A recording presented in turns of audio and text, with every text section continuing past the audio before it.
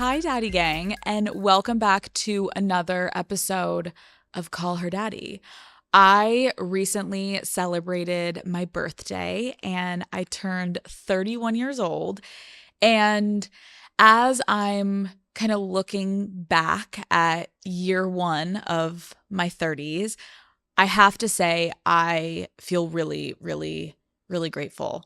The older that I get, I feel stronger, I feel more confident, and I feel so lucky to be surrounded by the people that I have in my life today. And so when thinking about it, I think what stood out to me most this past year is how much deeper my relationships have become, especially with the women in my life. I truly have been having some of the most honest, meaningful conversations that I've truthfully ever had in my life, whether it has been from big life transitions like marriage and thinking about kids, to finally being open about the sexual harassment that I experienced in college. I've gotten through this past year by leaning on the women in my life. And there is something so powerful about the way that we as women support each other. And I know it's so easy to feel discouraged by all of the unfair shit that we have to deal with when it comes to double standards, misogyny, power imbalances, all of that bullshit. Like, I get it. I fucking hate it. But today, I don't want to focus on what's holding us back as women. I thought it would be nice today to celebrate what lifts us up. And so this episode is for women because I think we could use some positivity right now. I have been secretly working on this episode behind the scenes with some of the guests that I had on Call Her Daddy. When I sat down with Aisha Curry, Chelsea Handler, Lauren Graham, and Khloe Kardashian, I asked them each questions about their positive experiences about being a woman. What do they love about it? What are the biggest lies they've been told about what it means to be a woman? And how can we as women build confidence and support each other? I will say, putting this episode together has been very inspiring, and I hope it feels the same way for you, Daddy Gang. So let's get into it. We constantly talk about the challenges of being a woman, but to you, what are the most beautiful aspects of being a woman? God, I guess I love having friends who are now, I've had certain friends of mine for 20, 30 years who I've just watched grow, who we have such a community and camaraderie, and like that is, yes, I have guy friends too, but that is pretty unique to having been in high school together, having, watched each other's families. Like I really love that loyalty. So it's just having support and having a great ear, and being a person who, I don't know, just has a lot of love for the people in my life. I know, like, so many people will always remember, like, when Jane Fonda just kept saying, like, women do this. Like, we sit and we talk and we get deep. And I think even now I watch my husband's relationship with his friends and they have a great time on the golf course, but like, they're not doing this. Right. And I do think that is the beauty of womanhood, is like, we really genuinely love to connect and help each other and understand each other. And I love that about my female friendship. So I think that was a great answer. There's a curiosity, isn't there? There's like, what is life? Like, what is it all about? That I'm not sure. I'm sure everybody has that existential sort of like interest, but I talk about it a lot more with my female friends. I mean, I love that. I think women can handle way more than men. And I love that we're mothers, we're entrepreneurs, we can take care of the home, we cook, we clean, we do everything, and a man could only do one thing. They really can. They're like, I'm home from work. You're like, what? I just did everything. We constantly talk about the challenges of being a woman, understandably. But to you, what is the most beautiful aspect of being a woman? Sisterhood. Being a sister, telling the truth, even when it's difficult, to not avoid conflict, to go towards it in the name of sisterhood. If women are not looking out for each other, then who is looking out for us? And also, you don't have to like and be best friends with every woman, but you have to be a sister to other women. I think empathy is so beautiful as a woman. The ability to care for anything, I think, is so magical. To be able to like take things into consideration, whatever it may be. I feel like a lot of men, and I'm not going to generalize, but our brains just work very differently, and that's science. But to be able to stop and pause and like consider someone or something at any given moment, I think is really special. And I think another word that comes to mind is transformation. So I love how we're like the ever evolving caterpillar in its cocoon morphing into a butterfly over and over and over and over and over again. Like as women, we get to do it so many times, and I'm grateful for that. I love how different each answer was and how everyone touched on such beautiful elements of womanhood. I couldn't agree more with Chelsea when she talked about like one of the best parts of being a woman is the sisterhood that comes with it. I also just love how she was honest and she said like, listen, you don't need to be friends with every woman, but you do need to be a sister to them. And it's so true. No one else is going to have our back like another woman because let's be honest, no man will ever understand our lived experiences. And so when you see a woman at work that, yes, maybe you don't vibe with her and her personality, and she's not someone that you would maybe just go to like drinks with and be social with, totally fine. You don't need to be best friends with every woman. You don't even need to like every woman. But the way to actually start to create and see change for women in having more equal rights and more respect, it literally takes something as small as when you see that woman, whether it's being dismissed or singled out by the men at the company, whether you speak up for her in the moment or you're there for her in the bathroom as she wants to cry on your shoulder or she wants to vent, and you can listen and you can relate to the experience she's going through, that is how we build each other up, and that's how we're going to make a difference. I think what Chelsea was also getting at was the unique ability that women have to really connect with each other and approach difficult conversations from a place of love and support. Like whether it's helping a friend realize their relationship isn't healthy, we have all been there, or maybe it's a little difficult where but you're like holding a friend accountable for how they let you down. Regardless of it, like women have this incredible ability to be able to handle these tough conversations in a way that's caring, but we also push each other to grow.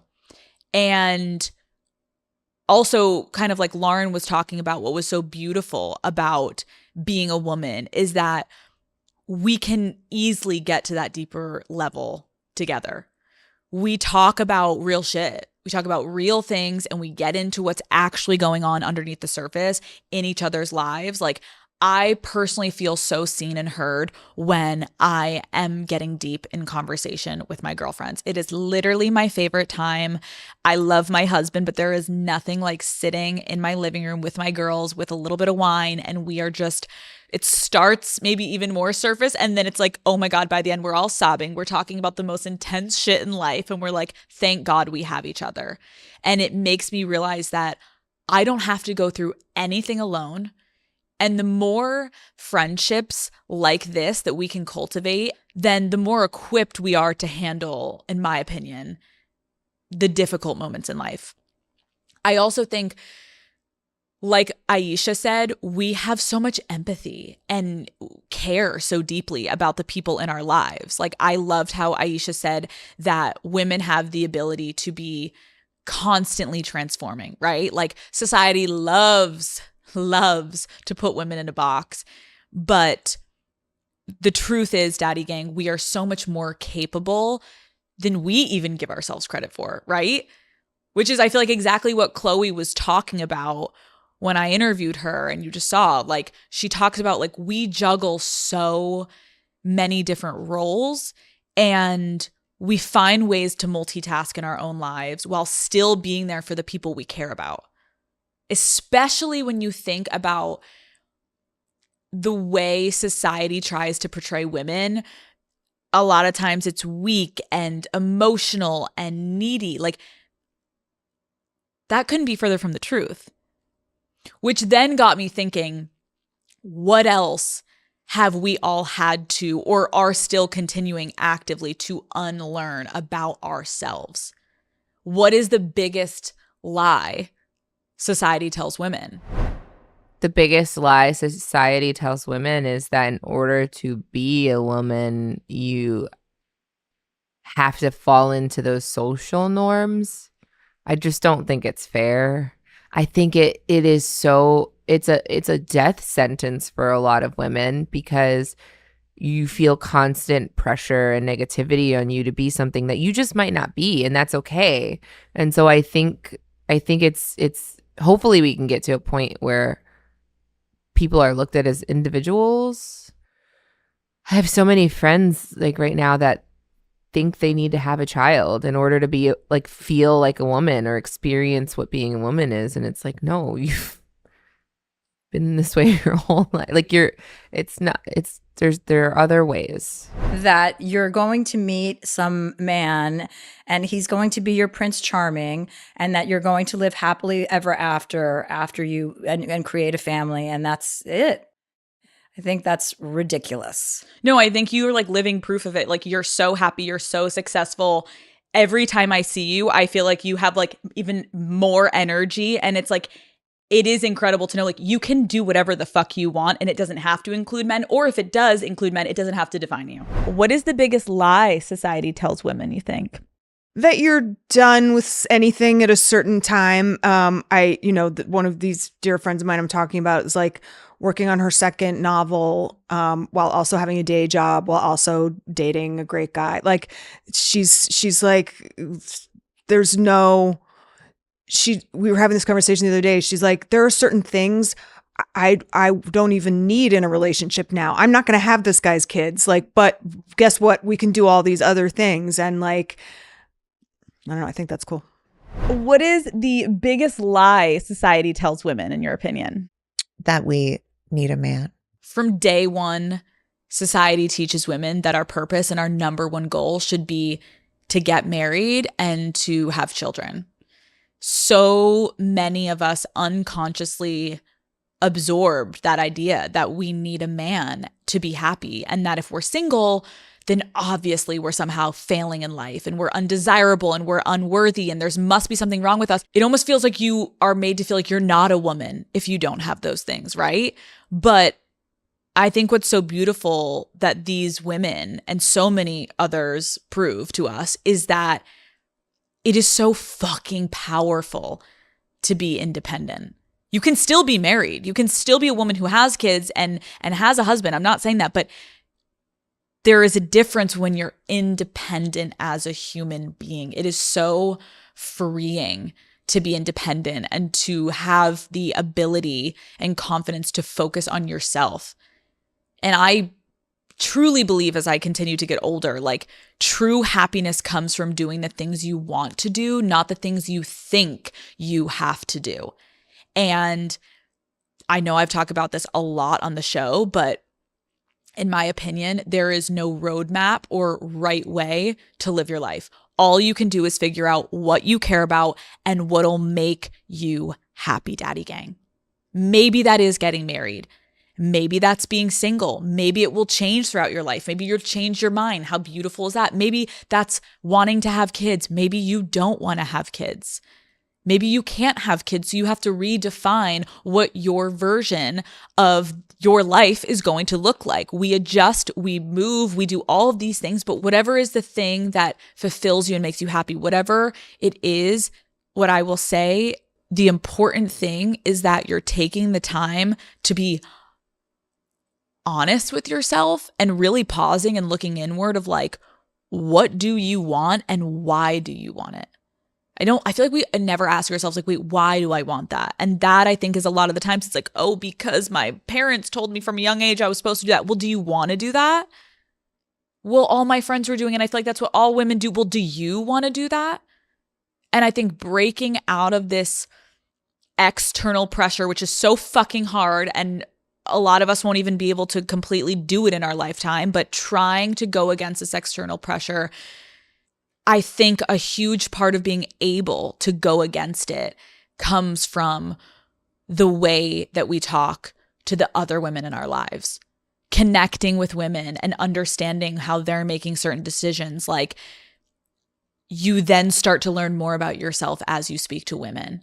And listen, I don't need to be constantly asking my single friends, like, how's dating going? Are you on the apps? Like, who can I set you up with? Like, if you're doing that to your friends who are at different life stages than you, Daddy Gang, please pause and stop. Like, there is so much more going on in someone's life than who they are sleeping with and who they are dating. Like, we as women should start to decenter that conversation as women when we're talking, right? Like, obviously guys are fun and relationships are great and it's so fun to know, but like, read the room a little bit of like, is this now the 19th time you've asked your friend? Like, well, wait, who are you dating? Wait, you're still single? Like, maybe they want to be. Let them be. Let them do their thing, right? Because the idea that you need to have a partner to feel whole, that's just not true.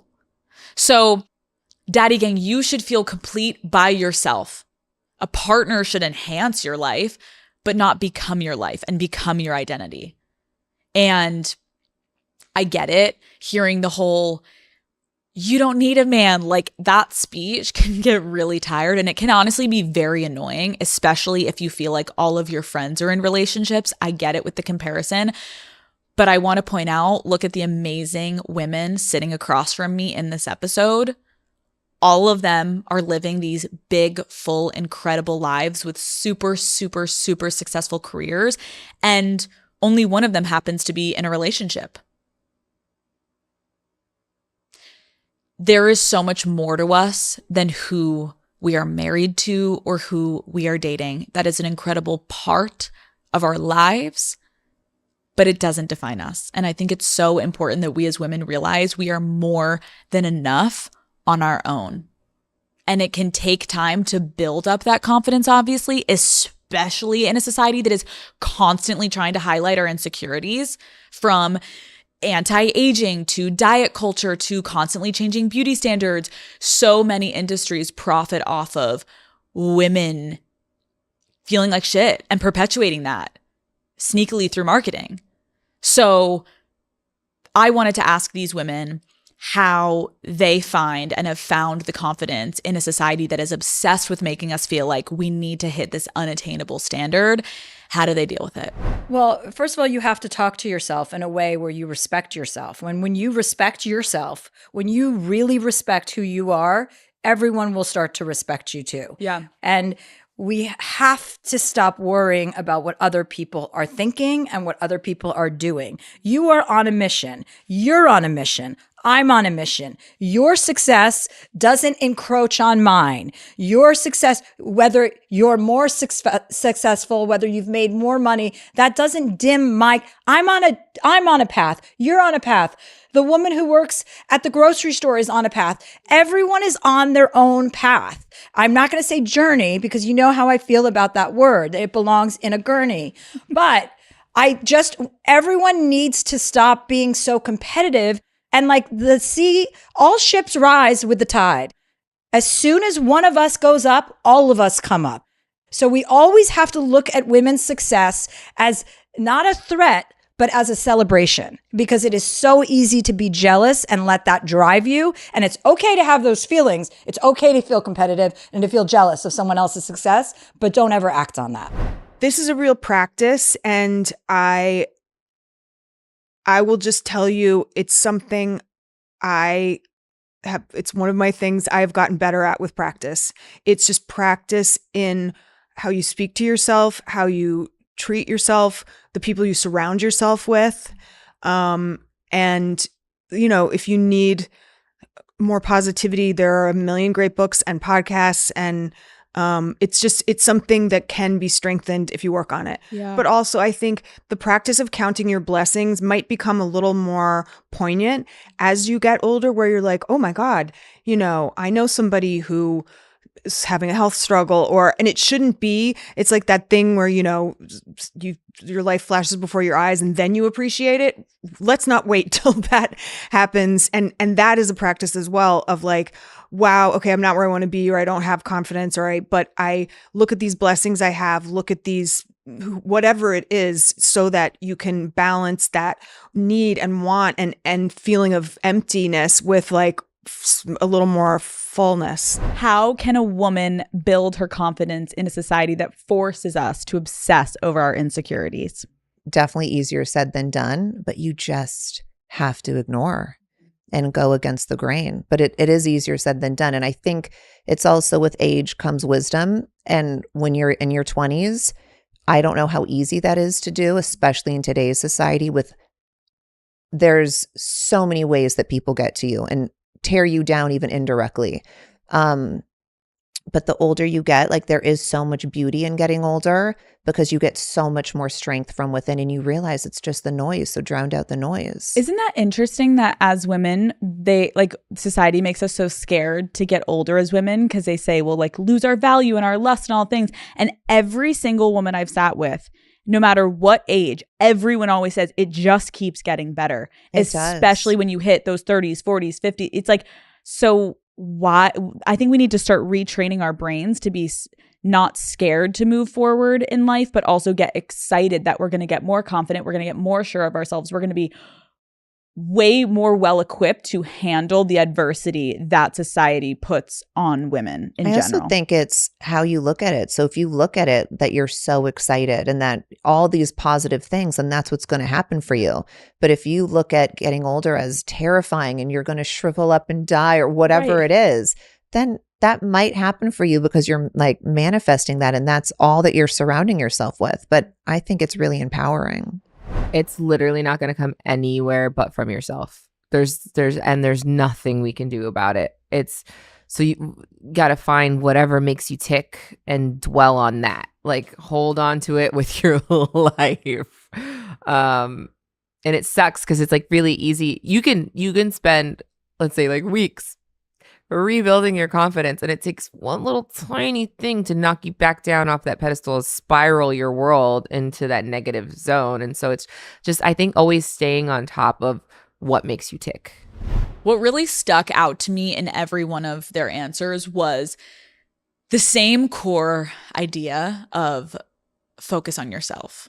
Confidence is only going to come from you. And I especially loved what Chelsea had talked about of respecting yourself. The way that we talk to ourselves matters so, so much. It makes a massive difference in how we feel, how we act towards other people, the type of treatment that we're willing to accept. Like it literally start to finish impacts every part of our life. And I feel like obviously we all have that one friend, or maybe you are in that phase of life where you are that friend who is constantly shitting on herself and just putting herself down. And it's like, look, I have been there.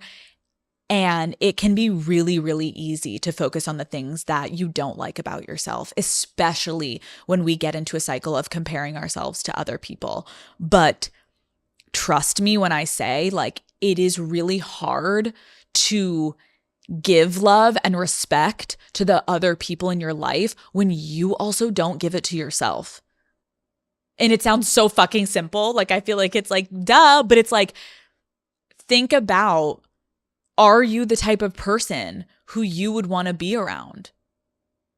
If you aren't acting like the type of person that you would want to be around and the type of person that you would respect, then you're going to have a hard time getting to a place where you can respect yourself, right? Like, are you someone that is constantly nagging or constantly putting herself down? Like, you got to find a way to give yourself more grace and to lead with more confidence. And if you are someone that's listening and you're like, Alex, bitch, I fucking hear you. But I just feel like shit about myself right now. And I can't get out of this fucking rut. And I can't find a way out of it. I literally can't. I want you to know, like, from one woman to another, I 100% get it.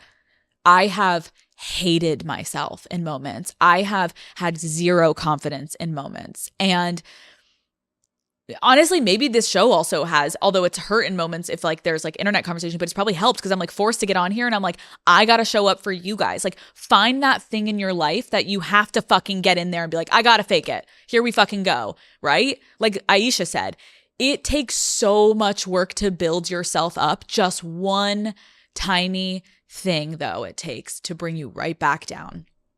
And my advice is, even if you are feeling not so great about yourself, just start acting like someone who does. Like, in not feeling great about myself and not having confidence in the past, and yes, feeling in moments like I was literally waking up and faking it, sometimes every single day. But in doing that, eventually, I just really did start feeling confident, because eventually you're like, it all comes from within. What do I give a shit about if these people are judging me and they are judging if I look bad or if I'm not sounding great, whatever it be, whatever if someone is judging me about, that's on them. I can control myself. And so, I don't know, it's not to say obviously that you're not going to have tough days. I know, of course I do, but I think, I'll be honest, I'm realizing I bounce back quicker now. And I like how Chloe said, you know, I think a huge reason for that is age. As I've gotten older, I've just had more life experiences. When something small happens, I'm able to just look at it differently. And when I was younger, something like rejection would send me spiraling. But now I have enough perspective to know, oh my God, wait, life goes on. Yes, this hurts right now, but I will be okay. And there will be so many more opportunities, and I have the tools to build myself back up. No one else can put me down and make me stay down. I also think I have gotten better at not being as reactionary. If there's a problem with another woman that arises, which happens to all of us, I think when I was younger, I had a tendency, like if someone was coming at me, I felt the need to defend myself and one up them, and I would go at them and be like, no, you can't talk to me that way, and blah, blah, blah. And it would get heated. And like, now I think if I can't align with another woman, I just don't go at her. I'm not using cutting words. I'm not acting like I did in high school. I just accept that we don't see eye to eye, and we just keep it fucking moving. Because there's so much more, not only important shit that I could be using my energy towards, but also now I am able to try to have that perspective that even though she's saying these hurtful things to me, she's also clearly going through her own shit. And you don't have to keep stooping lower. Just keep it fucking moving. As all the women have said in this episode, like, it just takes time to gain wisdom. And that is what is so great about getting older as a woman, even though society is like, you basically are dead as a woman past 18. You're like, wait, what? No. Every woman I'm talking to now is like, bitch, it just gets better. Don't listen to any of this fucking bullshit. You start to understand yourself so much better. It's easier to handle the situations that get thrown at you. So when you fuck up or when something happens to you, you're going to be okay. Because you're like, I've seen this before. I've dealt with this before. I've gotten through this before. I'm going to be fine. I'm going to be okay. And that, all of that right there is, in my opinion, what builds confidence. It's going through the shit. It is actually feeling sometimes like shit and being down and all of that. Like, it's okay when that happens, because then you just get better at handling it. And I think what really gets in the way of confidence is comparison and jealousy. And I really like how Chelsea talked about this. We're constantly pitted against each other, and it can make us only see in moments women as competition, because that's what everyone wants us to do. So when you feel like you're competing with someone, of course, that's going to bring up feelings of jealousy or insecurity. But we have to let this idea that there's only room for one woman at the top go. We do. Men aren't going to let it go. They love it because the more we compete, the more we chop each other down. And then it continues to be only one woman in the room. And guess what they can do to that one woman? Control that one woman. And the more we start to be like linking arms and be like, nope, we're going to fucking come up here together. That's when it starts to get evened out. Someone else's win isn't your loss. Which is why I wanted to close this episode out by asking my guests one final question. How can we as women be more supportive of each other? Call Her Daddy is brought to you by White Claw. Daddy Gang, I hate to say it, but summer is coming to an end, sadly, and we only have a limited amount of time to really soak up these last few weekends.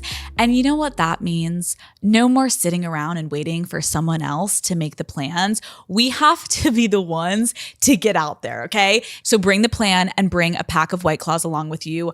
I recently planned a barbecue with some of my friends, and my favorite White Claw variety pack is ready to go. The pack with peach, passion fruit, watermelon, and lemon. It's like a little summer flavor roulette, right? Every time you reach one, you put your hand in the box, you're like, ooh, what am I going to get now? Boom, I got a watermelon. I love them all, but I'm personally obsessed with the watermelon flavor. I can't stop drinking it. She's fresh, she's juicy, she's kind of carefree, you know, which is the vibe that I'm going for all summer. I'm just so relaxed. Nothing can bother me. Nothing can faze me. My friends also loved sampling all of the flavors as we hung out and we were catching up. The variety packs truly have something for everyone. So take control of these last few weekends of summer, Daddy Gang. Don't wait for the invite. Be the invite and be the person that brings the White Claws with you. Pick up a pack of White Claw from your favorite local spot and grab Life by the Claw with your favorite flavor this summer. Please drink responsibly. Hard seltzer with flavors. White Claw Seltzer Works, Chicago, Illinois. How can women be more supportive of one another? That is what I absolutely love about me and my sisters is we are not jealous of one another. We know, and I think everyone needs to be secure enough in themselves to know that there's enough of anything and everything to go around.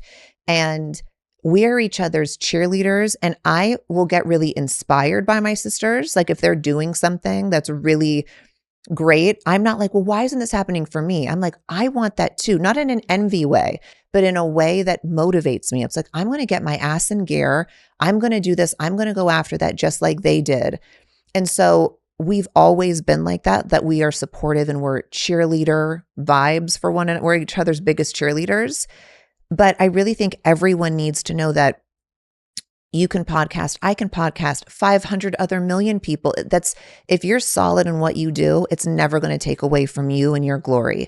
And I think that every woman should know when it comes to clothing lines, makeup brands, fragrances, anything, that there's enough of the pie for all of us to eat. It's like, are you with people who reflect your best self?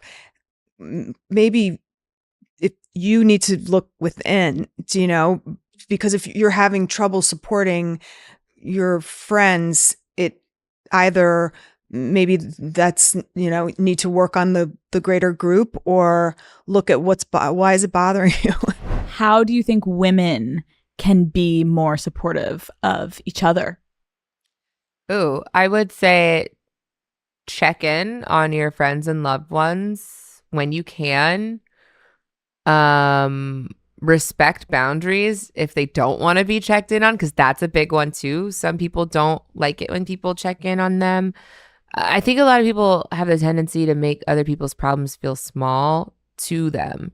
And so I think like really as a woman, like just coming from a place of empathy and trying to place yourself in someone's shoes with the way that you respond to their troubles. I'm not worried about women and our long-term success. I understand it's a scary time. Women are not going to back down. We're not going anywhere. We're not going to stop being women. If anything, this behavior is indicative of the threat that women are to men. What we're seeing now is a result of men being scared of how empowered we have become, and we will continue to become more and more powerful. The point is, be inspired by other women, not threatened by them. I love how Chloe said seeing successful women motivates her. She isn't jealous. She's not trying to compete or take away from anything that they're doing. She's motivated to make it happen for herself by watching other women succeed. Because I feel like when you realize that there's enough room for all of us to succeed, you start to feel like driven, honestly, by other women. And you just naturally want to support them because it is so fun to see everyone start to win. And I know that this obviously it's a message that we've heard before, but I feel like the honest truth is like in the constant mist of just like negativity and chaos, like I really think we could all use this reminder.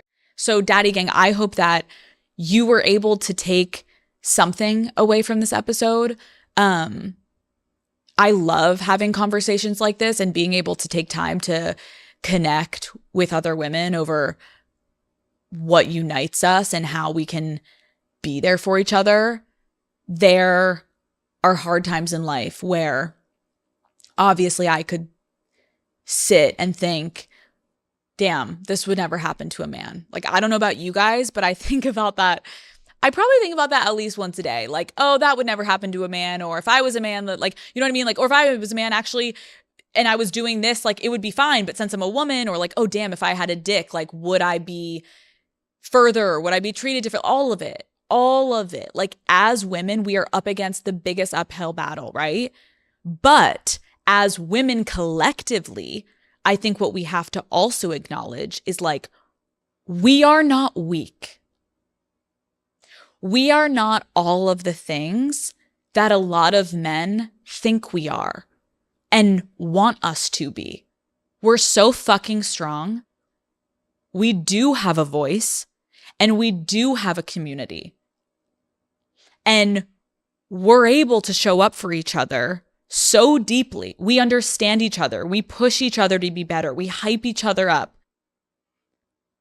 But I genuinely have to believe the more we talk like this and the more we highlight our strength as women and the more we celebrate when women have wins, that's when, as a collective, it's going to be impossible to ignore us. And so today, I'm happy that we were able to celebrate being a woman.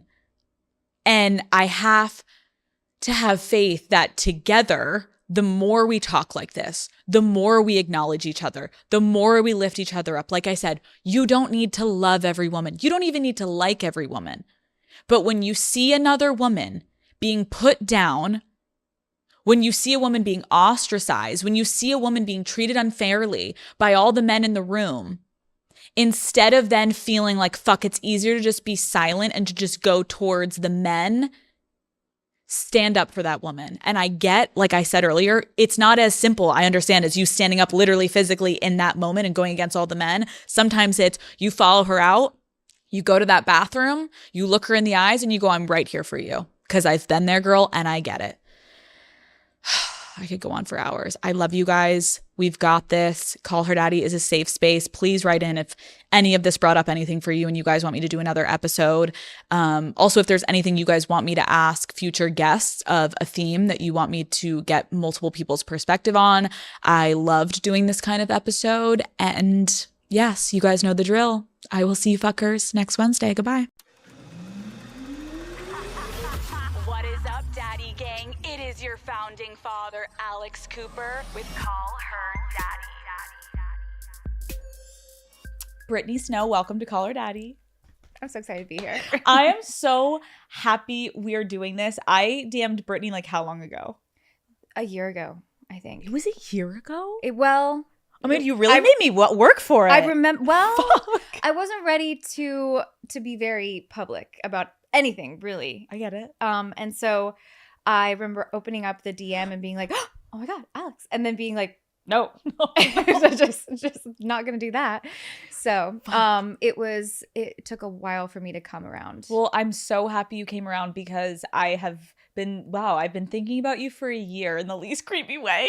It can be creepy. And now you're here in my merch and I fucking love it. You look Hell amazing. yeah. I didn't even realize how blue your eyes are until I'm staring at you with this blue on and it is like fucking insane. I'm gonna wear it all the time. You look great. You can keep it. You've been in the industry for over 3 decades. What is the most like un-Hollywood thing about you? that I've been in this business for 3 decades and I have absolutely no chill, no cool, no tact, no I do everything wrong. I am incredibly, incredibly awkward in front of most people. And I have this thing that I speak without thinking. And so just like in this podcast, I'm going to say something that I will regret. That's good for me, though. That's good for me, not for you. No, I'm just kidding. I'm just kidding. I'm just No, kidding. it's going to be great. It's great for everyone because I think people instantly feel like, oh, this girl is an idiot. So I feel so much better about myself. Most people like that I meet that are fancy and stuff like that, I think they feel better that someone is bumbling and is somehow invited to the party. I think it makes you more likable because I feel like everyone in Hollywood has like a couple sticks up their butthole and you're just kind of like, oh no, I'm just going to be like myself. And like, even if you think I'm wild and insane, like it's okay. Like I'm right here. Wild I'll take. Not insane. Yeah. Okay. Brittany Snow, she's like, woo, crazy. Party girl. No. But yeah, I think after a while, there was no going around it. There was no way that I could be anything else. So I might as well just lean into it a little bit because it was so much more painful for me to try to be stoic and classy and try to be, you know, I guess with the stick. Yeah. I don't even know where you get the stick, but I couldn't find one. And so it never went up there. I am going to say, I think I didn't know you were like this fun and bubbly. Like, I know, not to say I didn't think you were going to, like, I'm like, oh, you're going to be a weirdo. I genuinely thought like you are like a very like prestigious actress. You're, you know, you are like, you've been in fucking everything. The Pacifier with Vin Diesel. That's the one that really sealed the deal. Okay. But like, I didn't know Elegance. what to expect. And I'm sitting across from you and I said it before we started filming. Like, I feel like you're my friend from like childhood, that you're just like you have a great energy.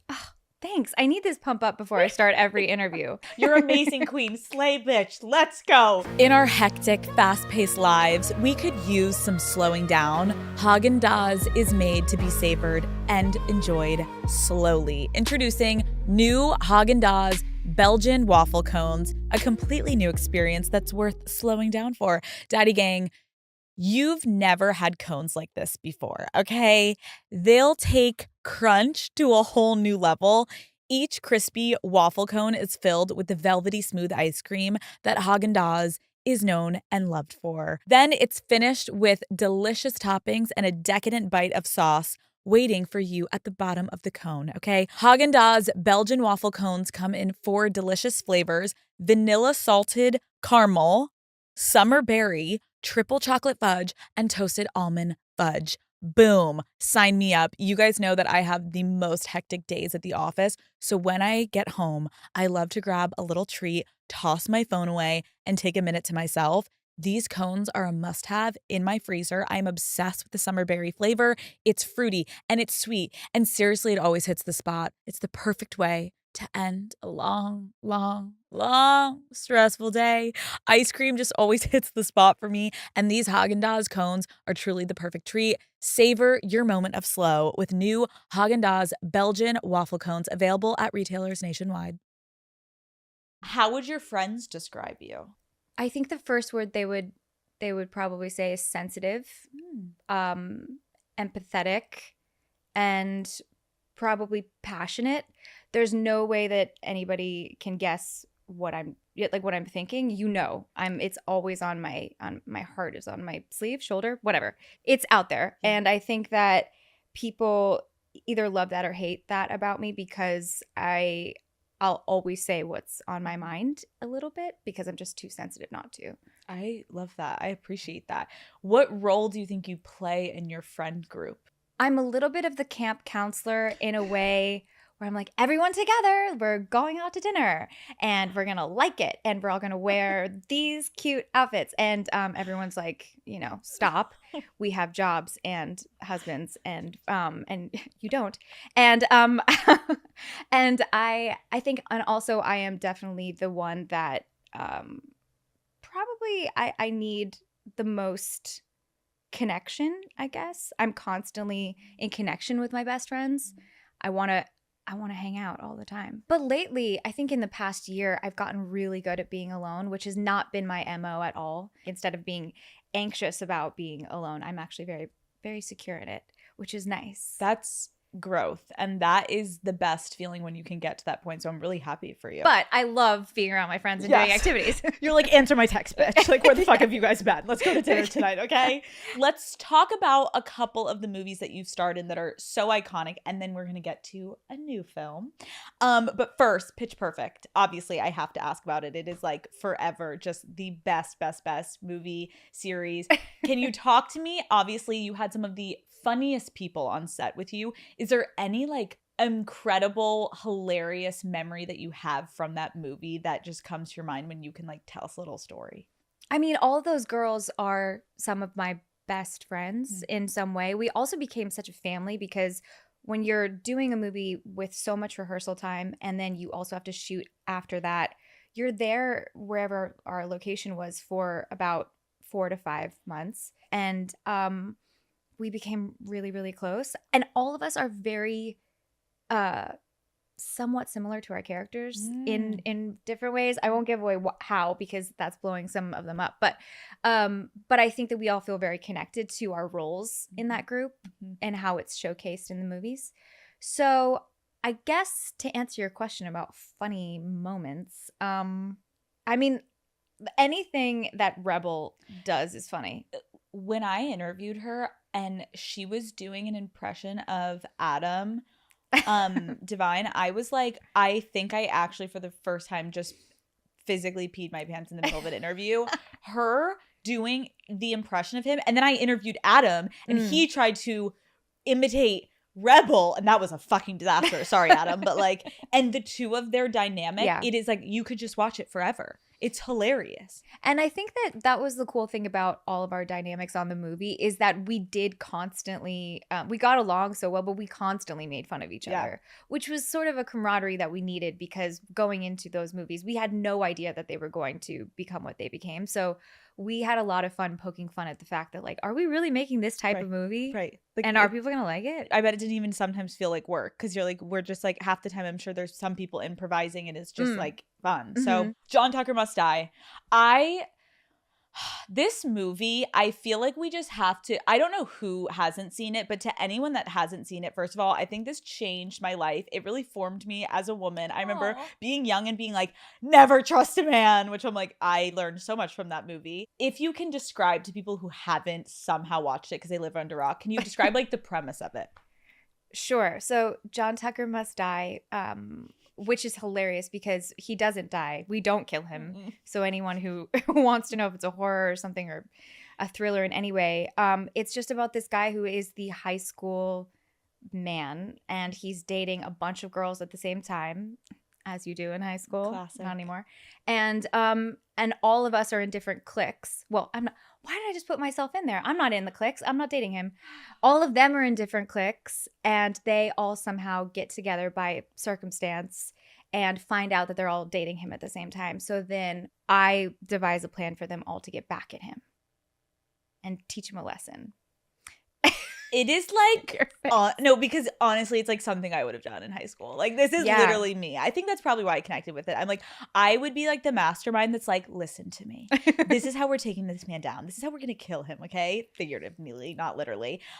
What is the pettiest thing you or a friend has done to get back at a guy that you've broken up with? Well, to be completely fair, and this sounds so lame. Okay. Because I had just done John Tucker Must Die. And while I was shooting that movie, my boyfriend at the time, who was the first love of mine, and I still have such fond memories for him. But at the time, we were on like a break, Ross Rachel vibe, and he was dating this other girl, and I found out about it. And so me and her, right after John Tucker Must Die, because I don't have any good ideas of my own, show up at his house together.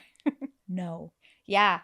And he opens the door, and I remember saying to him, I think you owe us an explanation or something like that. You really took your character too far. Yeah. You were like, let me like really like method act right now. I'm like, let me just like get into character. Here we go. Oh my God, what was his reaction?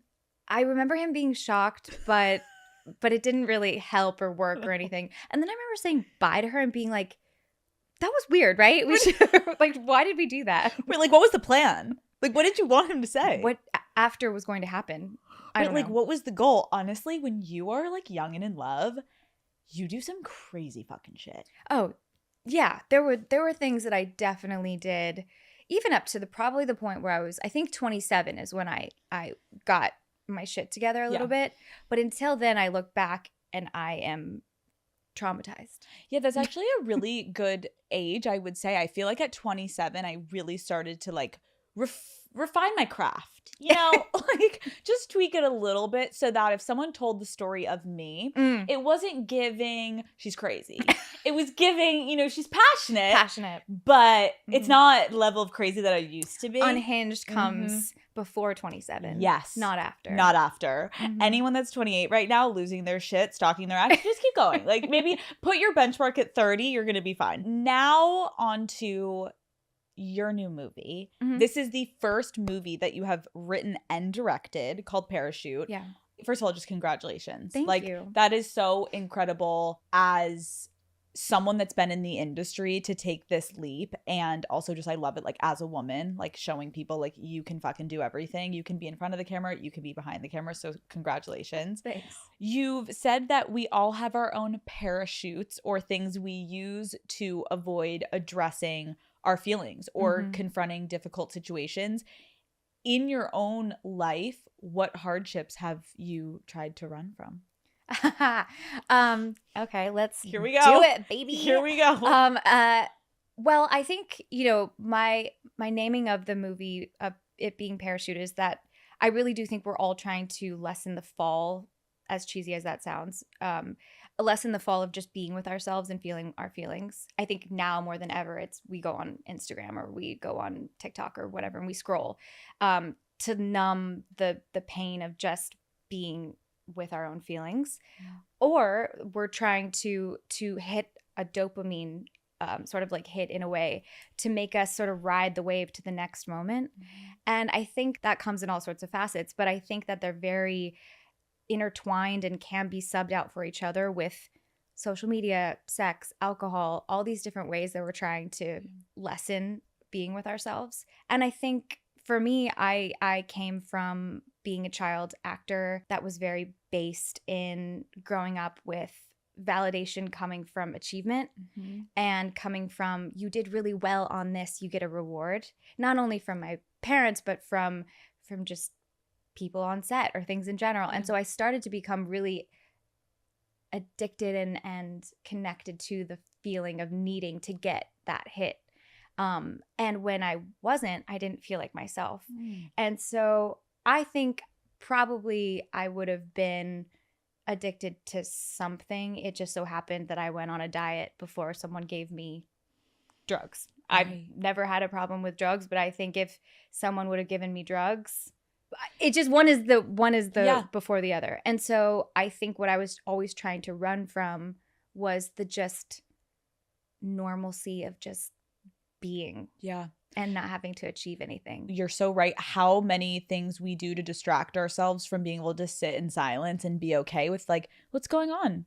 Why are you sad? What happened in your childhood? Why are you like that? And everyone's like, no, quick, social media. Oh my God, let me watch this YouTube video. Oh my God, let me watch this person. And like, it's never ending. The main character in the movie deals with body dysmorphia and eating disorder. And I, like you just kind of opened up about, like, I know you've struggled with that in the past. That's why you wrote this movie. When you were younger, how would you describe your relationship to food? It was very based on connection to achievement, which is a weird thing to say, I guess, but I got a milkshake if I did well on an audition, and I wouldn't get a milkshake if I didn't do well. And I think a lot of parents do this unknowingly in terms of you do well in your soccer game, we go out for, you know, cheeseburgers. Or if you lost, like we need to go practice more. And so I think my reward center got all mixed up. Then couple that with the terrible amount of, you know, societal norms of how you look at yourself being a woman. I think that was sort of like a culmination that was hard. And I think I had to redefine how food was not evil and it was also not something to be earned.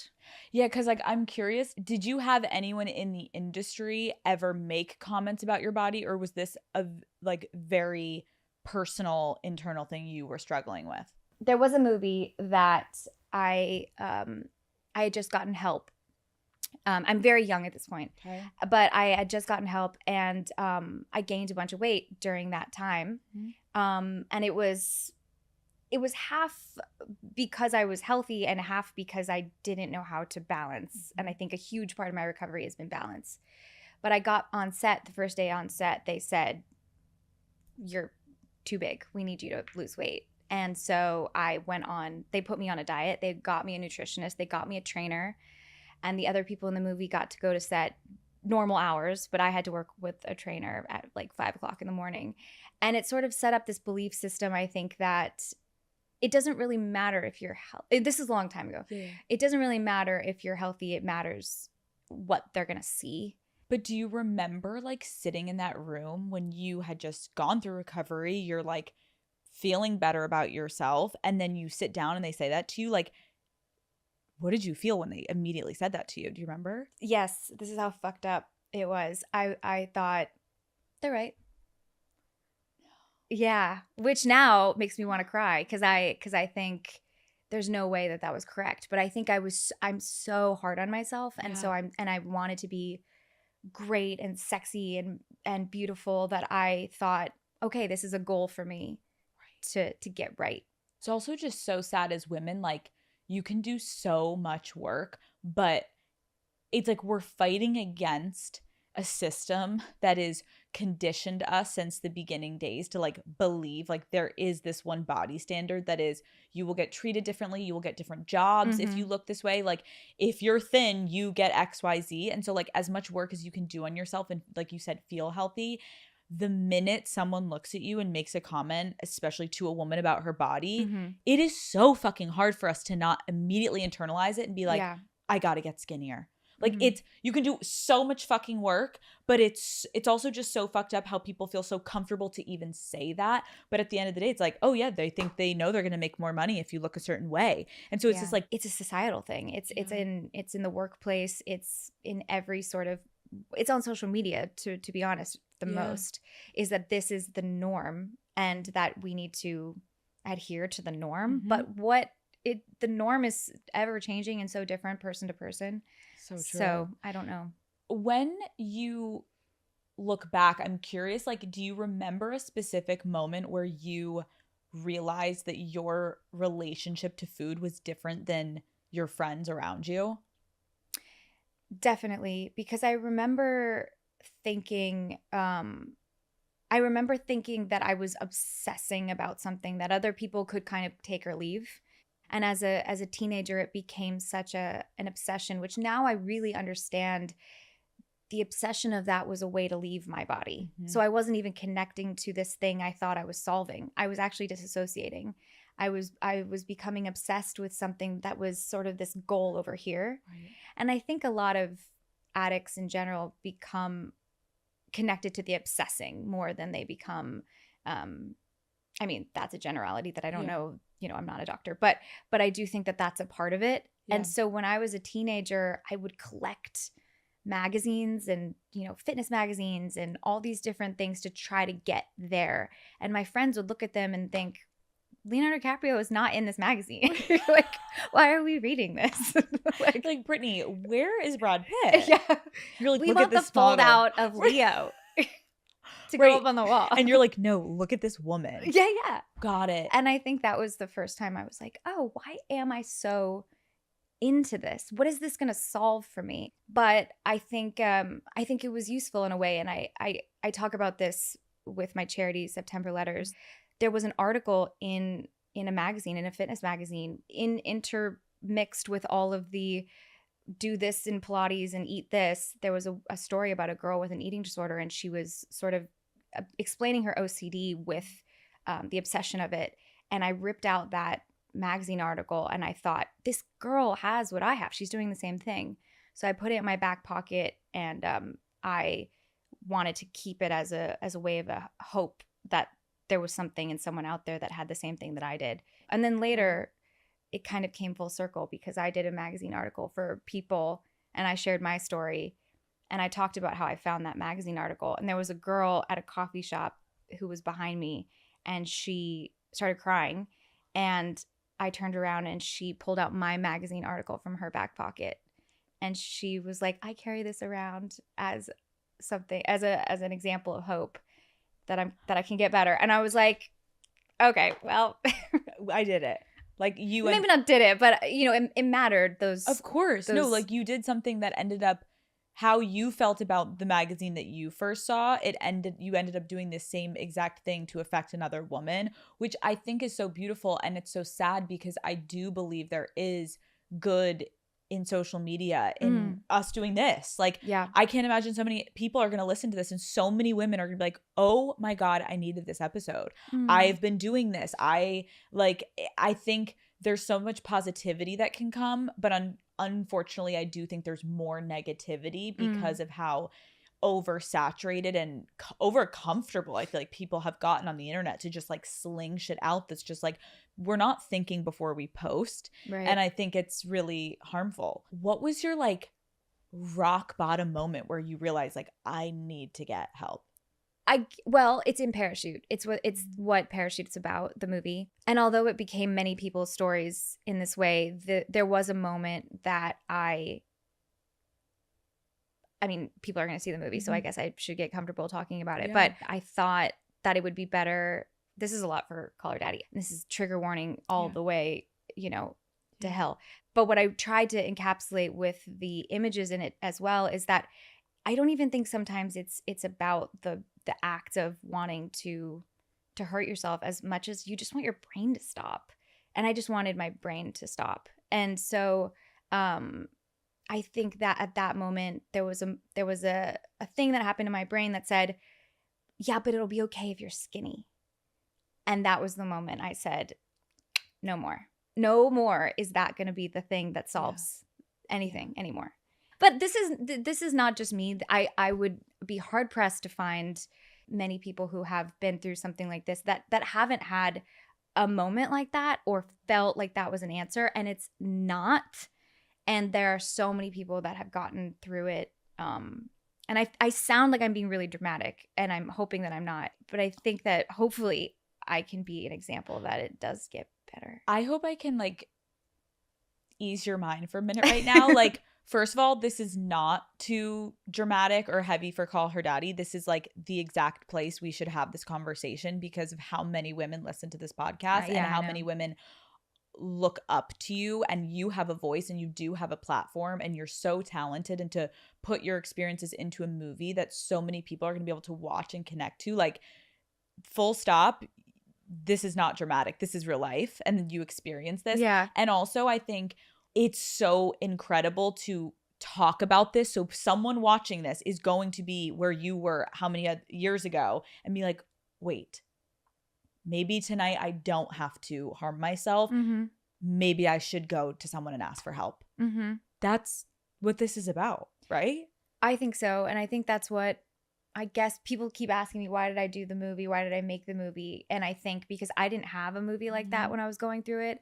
And I didn't even think what I was doing was necessarily, I thought I was very alone in it. So if that helps, if this helps, people really look up to you. And so I just hope that, yeah, there is some, not that I'm some martyr either. Like I don't have all the answers and I don't have a guidebook, but I definitely know that it's possible.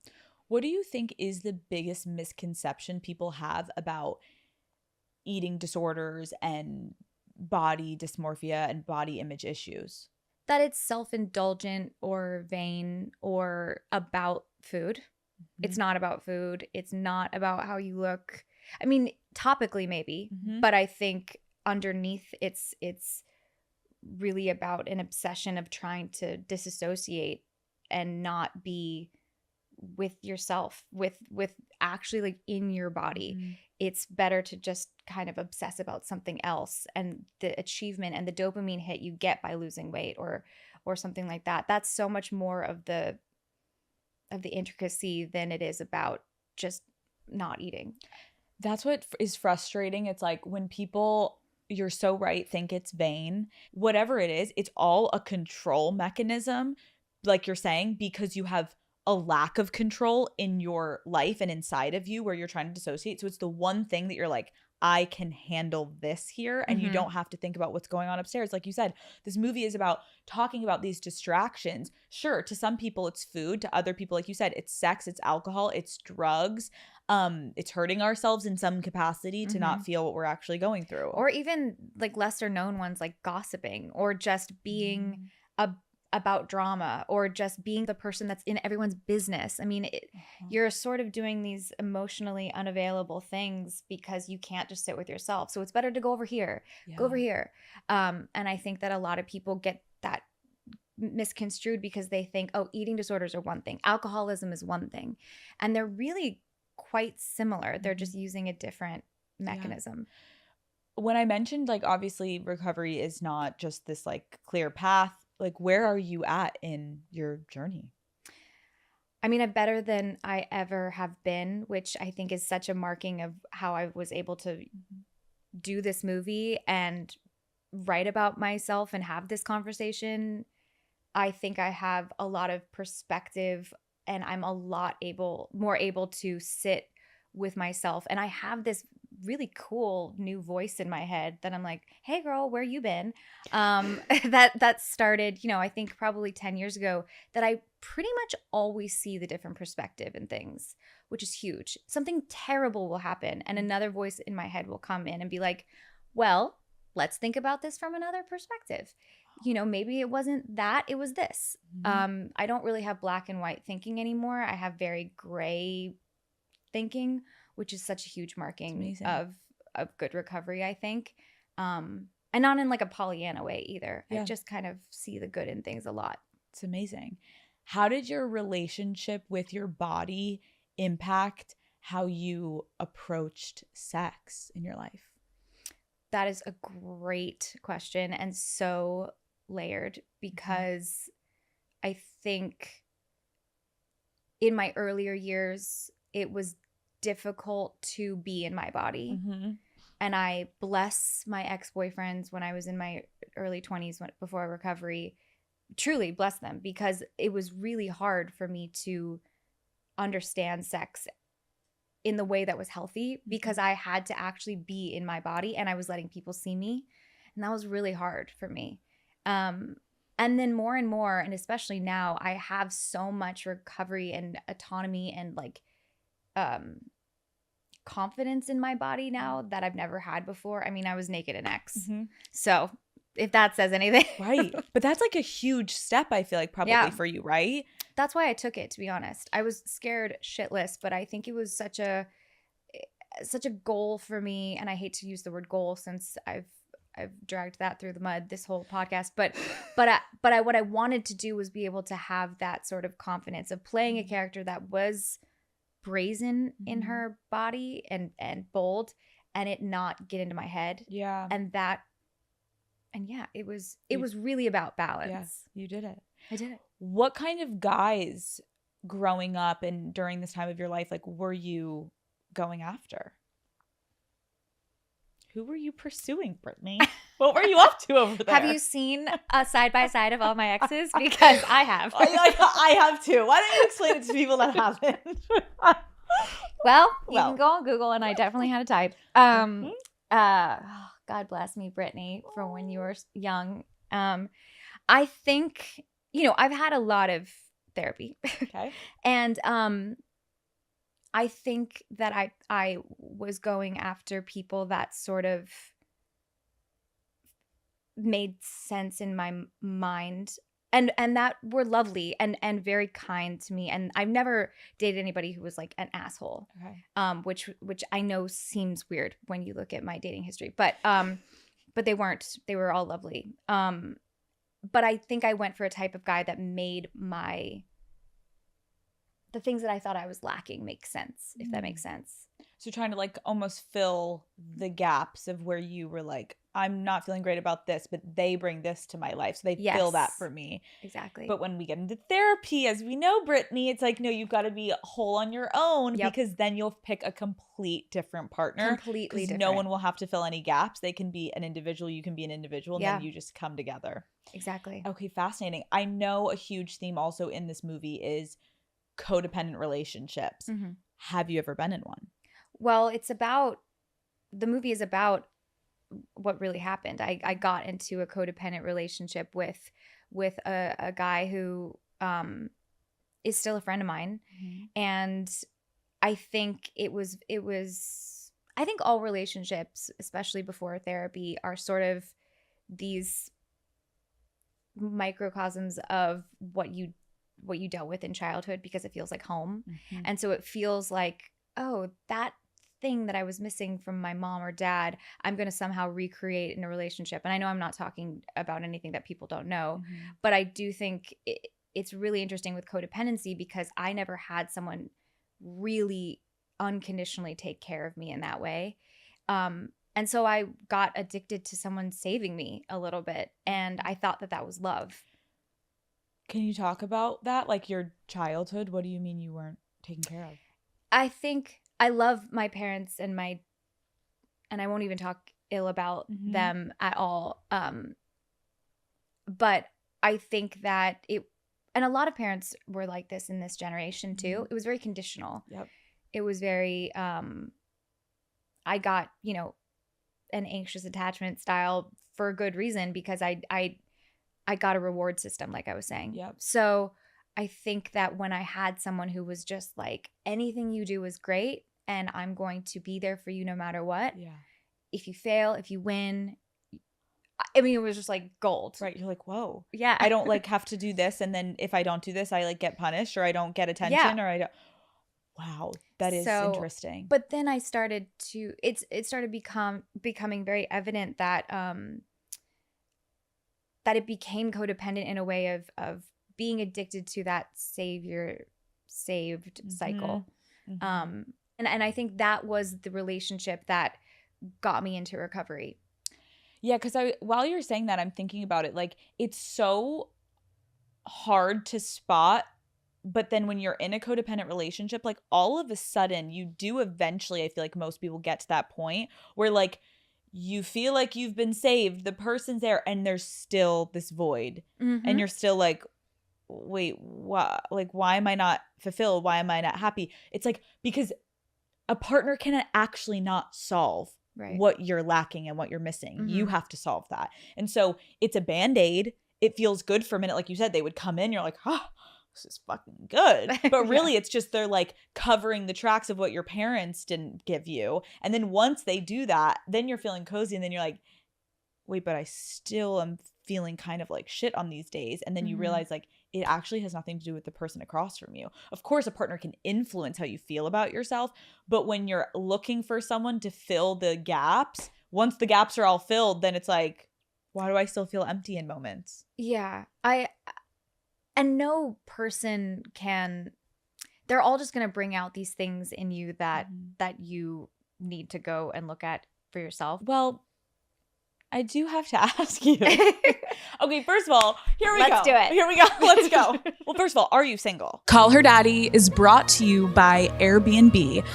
Okay, Daddy Gang, you know I love a good party, but when my girl group chat asked me what I wanted to do for my birthday this year, I knew exactly what I needed. Last year, I was like, let's rage our faces off. And this year, I'm like, let's have just like some cozy quality time. Let's relax. And so we found a weekend for a girls trip. And naturally, our next step was Airbnb to find the perfect house for all of us to just unwind and be able to spend time together. And staying in a house with your friends, in my opinion, it completely changes the vibe of the whole trip and it makes it more special. You can get to know the neighborhood together. You can go find your favorite coffee shops. Second, I just love feeling like roommates living in the same city together. Like all of my friends and I don't live in the same place. So when we get to stay in a house, it makes me kind of feel like we're in college again. Staying like locals also, I feel like helps you feel immersed wherever you are. And getting an Airbnb is the best way to not only explore a new city, but have a new space in that city. I love that Airbnb has something for everyone because my friends and I, there's a lot of different things that we're looking for when it comes to finding the right home, right? Some people want a big kitchen to cook in. Not me. Don't even care if there's a kitchen. Others want proximity to the beach. And then others want to make sure that they can bring their dogs and it's dog friendly. Do you know what I mean? Also, I want a hot tub. Love a hot tub. We have had so much fun going through Airbnb's guest favorites and sending each other ideas of homes. Like, do you want a cozy cottage with a porch? Do you want this luxe apartment with a disco ball? We did see one with that. Do you want to stay in like this crazy place that kind of like looks like a tree house? Regardless, our group chat was popping off with everyone sending different houses until we finally found the place that truly fits everyone's. And I was like, I'm booking it, girls. So we ended up picking a spot with a big couch by a fireplace. And I also know the wine conversations that on that couch in those pajamas are going to be unmatched, and we'll probably make it here on a solo episode of Call Her Daddy. So whatever your travel priorities are, they can be taken care of with an Airbnb. Do you want a big kitchen, a gym, somewhere you can bring your dog? Airbnb, it's my favorite way to travel, hands down. First of all, are you single? Yes. What? I am. Wait, that was kind of like, I am. You are? Yeah. But are you like talking to people? Yeah. Yeah. Yeah. Because if you were like single, you'd be like, absolutely. I saw a little like, yeah. So you're dating. Yeah, I've been let's use air quotes here. Yes. Single, weirdly. I'm not saying weirdly like it's so weird for me to be single. I'm saying weirdly because it's very easy for me to get in a relationship. Got it. And I've been actively trying to be alone and be with myself and just feel the feelings and not have to band-aid it with sparkly, shiny, emotional thing. Totally. And so, yeah, I've been in and out of things a little bit, but nothing concretely. And so, until, we'll see. Okay. So last year, yeah, you went through a very public divorce with your ex. Mm-hmm. Your ex-husband went on a reality show and there was a situation with another woman that just played out and you had no idea what was happening until it aired for the world. What did you feel when you saw this play out for the world to see? I will preface this with they've taken up, and I'm collectively calling them all they because I don't know any of them, except my ex-husband. They took up a lot of energy and emotion and time and real estate in my head. And I don't want to give them any more time and energy because then they would win and they would get what they wanted, which was getting my time and energy and attention. I was not aware of a lot of things. And I'll say that. So I will say what people think happened. Mm-hmm. And I think that there's also, in my experience with this and how I've processed it, there's a lot of grace that I give myself, and also I can own there's a part of this that I don't have a part in. Mm-hmm. They messed up. But I am trying. I tried very hard to see it all from every side and release that anger because it doesn't serve me. At some point when you're moving on from something, it's like you don't want to give things air. Mm-hmm. I think as a woman watching it, I got triggered because like I have had a not exact similar situation, but like I've seen things online of someone I was dating in the past and I was like, sorry, what? Mm-hmm. And it warps your perception of like, how can you trust people? Like it's such a or how can you trust yourself? Yeah. Which I think the saddest part about the whole thing was mm-hmm. I didn't see any of, I was what? Like, and to trust yourself after that and be like, mm-hmm. I have a good sense of character. There was I had instincts, and I think because I was in love, I didn't trust them. Yeah. That's what I feel like, which is the worst, is when you get a little space from it. We kind of always know, mm-hmm. but like there's so many reasons we don't want to know because it looks all good and most of it feels good, but there's like a tiny thing in your head that's like, and you're like, no, get out of here. Like everything is fucking good. Like we are thriving over here. but it's not. And I guess like I just now like thinking you're fabulous and getting to know you, I can't help but just ask like, how I feel like you're kind of a private person. Specifically with my relationships, 100%. Yeah. So how did you just like handle like fuck him and that all them for a minute? Like how do you handle internally people fucking coming at you and wanting to know something so personal that like this person betrayed you? Like they took it so public and you didn't have a say in it. Like how did you recover from that? Like, and how are you recovering from it? I think that was the hardest part, was the not being able to not because anyone silenced me, just that I was not going to play that game. I don't have the anger that I think that I think people wanted me to have, in terms of like I wasn't. It was so like, what? Right. I just didn't even want to go there. You know. I get what you mean. You're like, I know people want you to put out this big statement. Like I saw it, and you're like, the fuck? Yeah, I of course I saw it. Yeah. You know. Yeah. Watched it with my dog. So by yourself.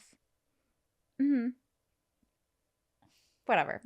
It's like now I can laugh about it because I think it's so. I think it's insane. It's insane and it's so funny. Like it's so crazy. Is there anything like closing out that chapter of your life that you feel like was like very misconstrued on the internet, like that you could clarify right now? I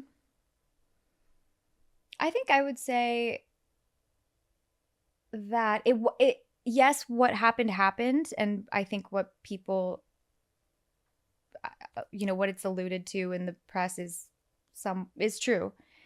But what I do think, which the press can't do, thankfully, is the intricacies of there was love there. There was a marriage there. There was so much love, and I think that gray is hard to understand because it's much more salacious and interesting that it's just like he did this and she did this, and I think that's what I would want to I guess put out there, is that I think a lot of people go into relationships where someone hurts them, but I don't regret it. Yeah. I don't regret anything that happened because I loved that time that we had when we had it. Yeah.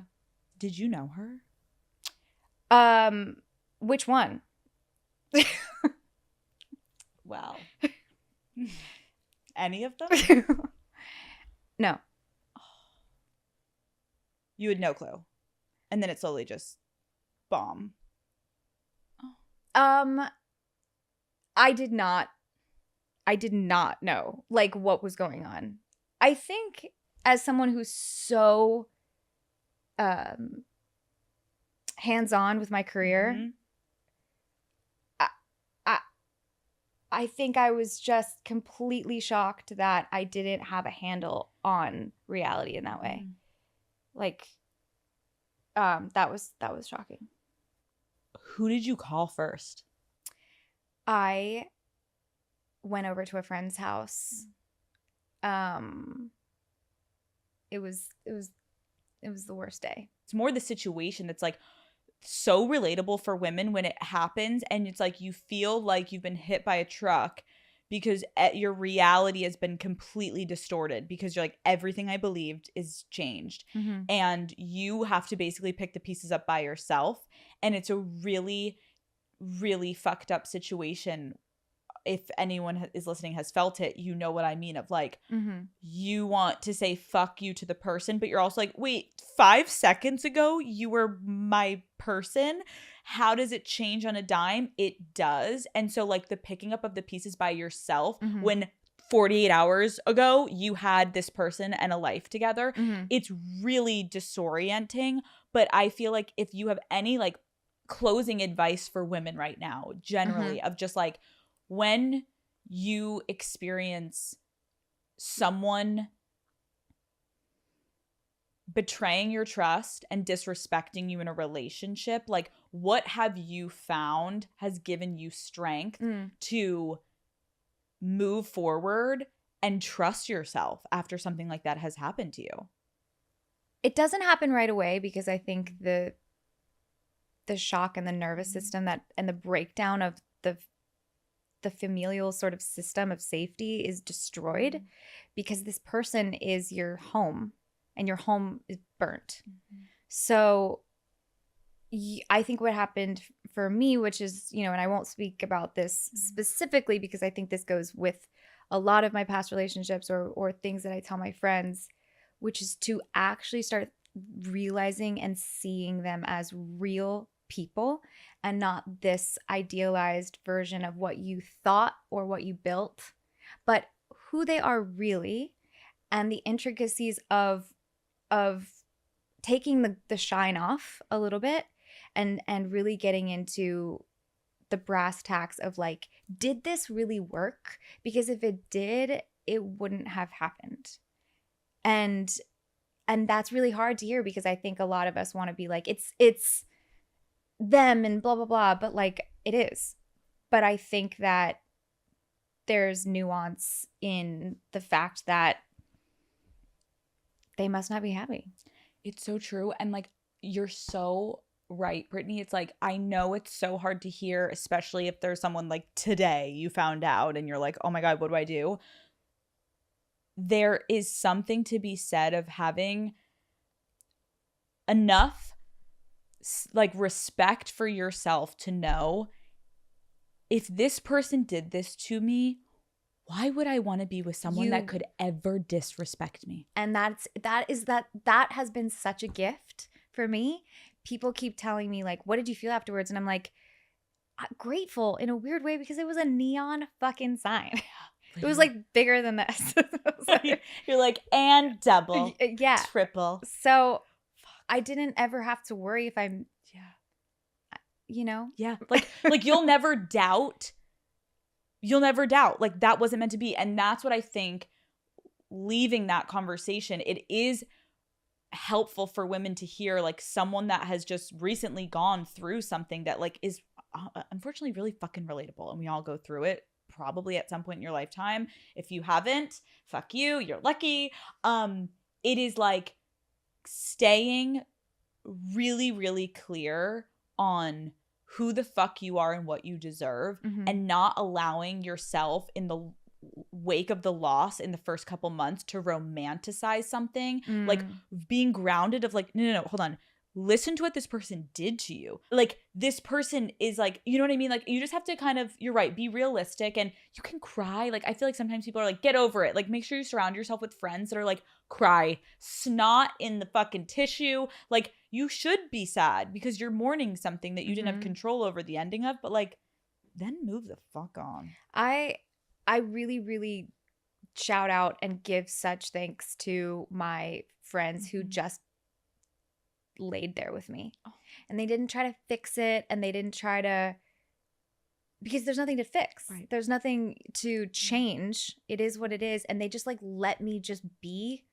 And that's what I needed at that time. And, I listened to a lot of woo-woo self-help podcasts. But a huge part of changing and growing is what I think is just like sitting in that pain and not trying to fix it, in trying to, and just, I don't know, it makes resilience possible. I do want to know though with divorce, because I do think women, there's such a stigma of like, oh God, you got to start over. And like, oh, how are you going to do that? And men have it so much easier, and it's such fucking bullshit. Like, what have you learned about yourself through this divorce? Oof. So much. And honestly, I'm not this type of girl, so I will preface that with that blanketed statement. But I'm so proud of myself. And I'm never proud of myself. But I think that it was really, really crazy for a minute. But I think like anything, there was this one time that I texted a girl from Pitch Perfect, one of the Bellas, and I said, "What do you do in this situation? How are you handling? How did you handle this emotion? Because it's so much pain that I didn't know if I could do it." And she just said, "You just sit there.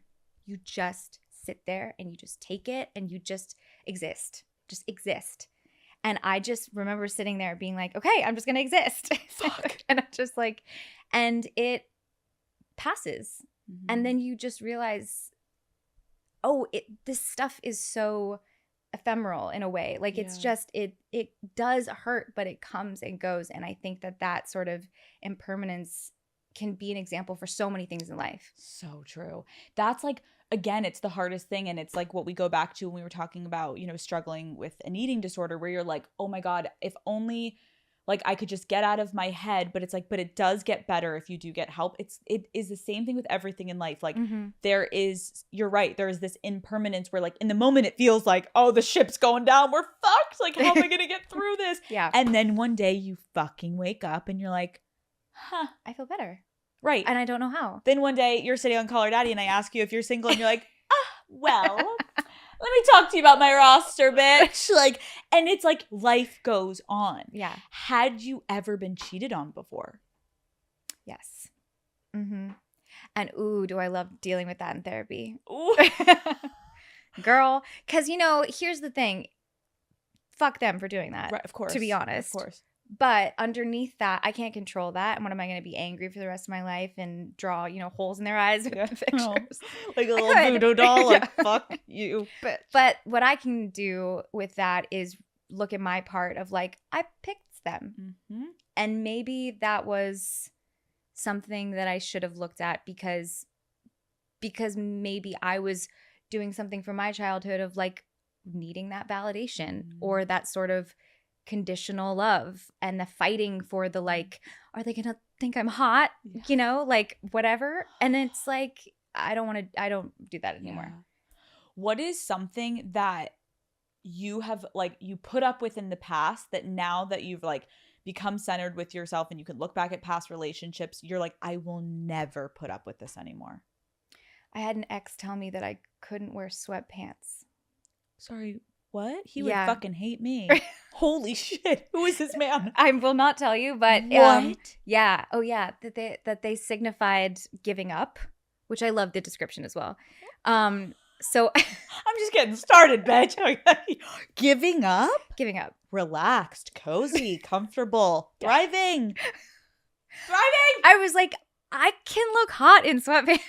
You can look so fucking sexy in sweatpants. Let me be the person to tell you. So I think No. that guy in general, although young, I get like a it, young like- soul, and also we're friends now, so it's fine. Right. And But- you wear sweatpants every time you see him. Oh yeah. Oh, my friends got me a ring that is engraved sweatpants. No. Yes.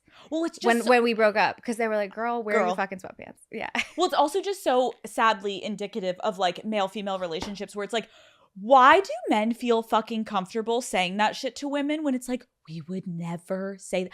Oh, don't wear, well, I would say don't wear your fucking khakis, bitch. Like, but it's like, why, you know what I mean? It's such a like a demeaning statement that you're like, what, why? I think he had an idea of what sexy bedtime-ness was, and it didn't incorporate sweatpants.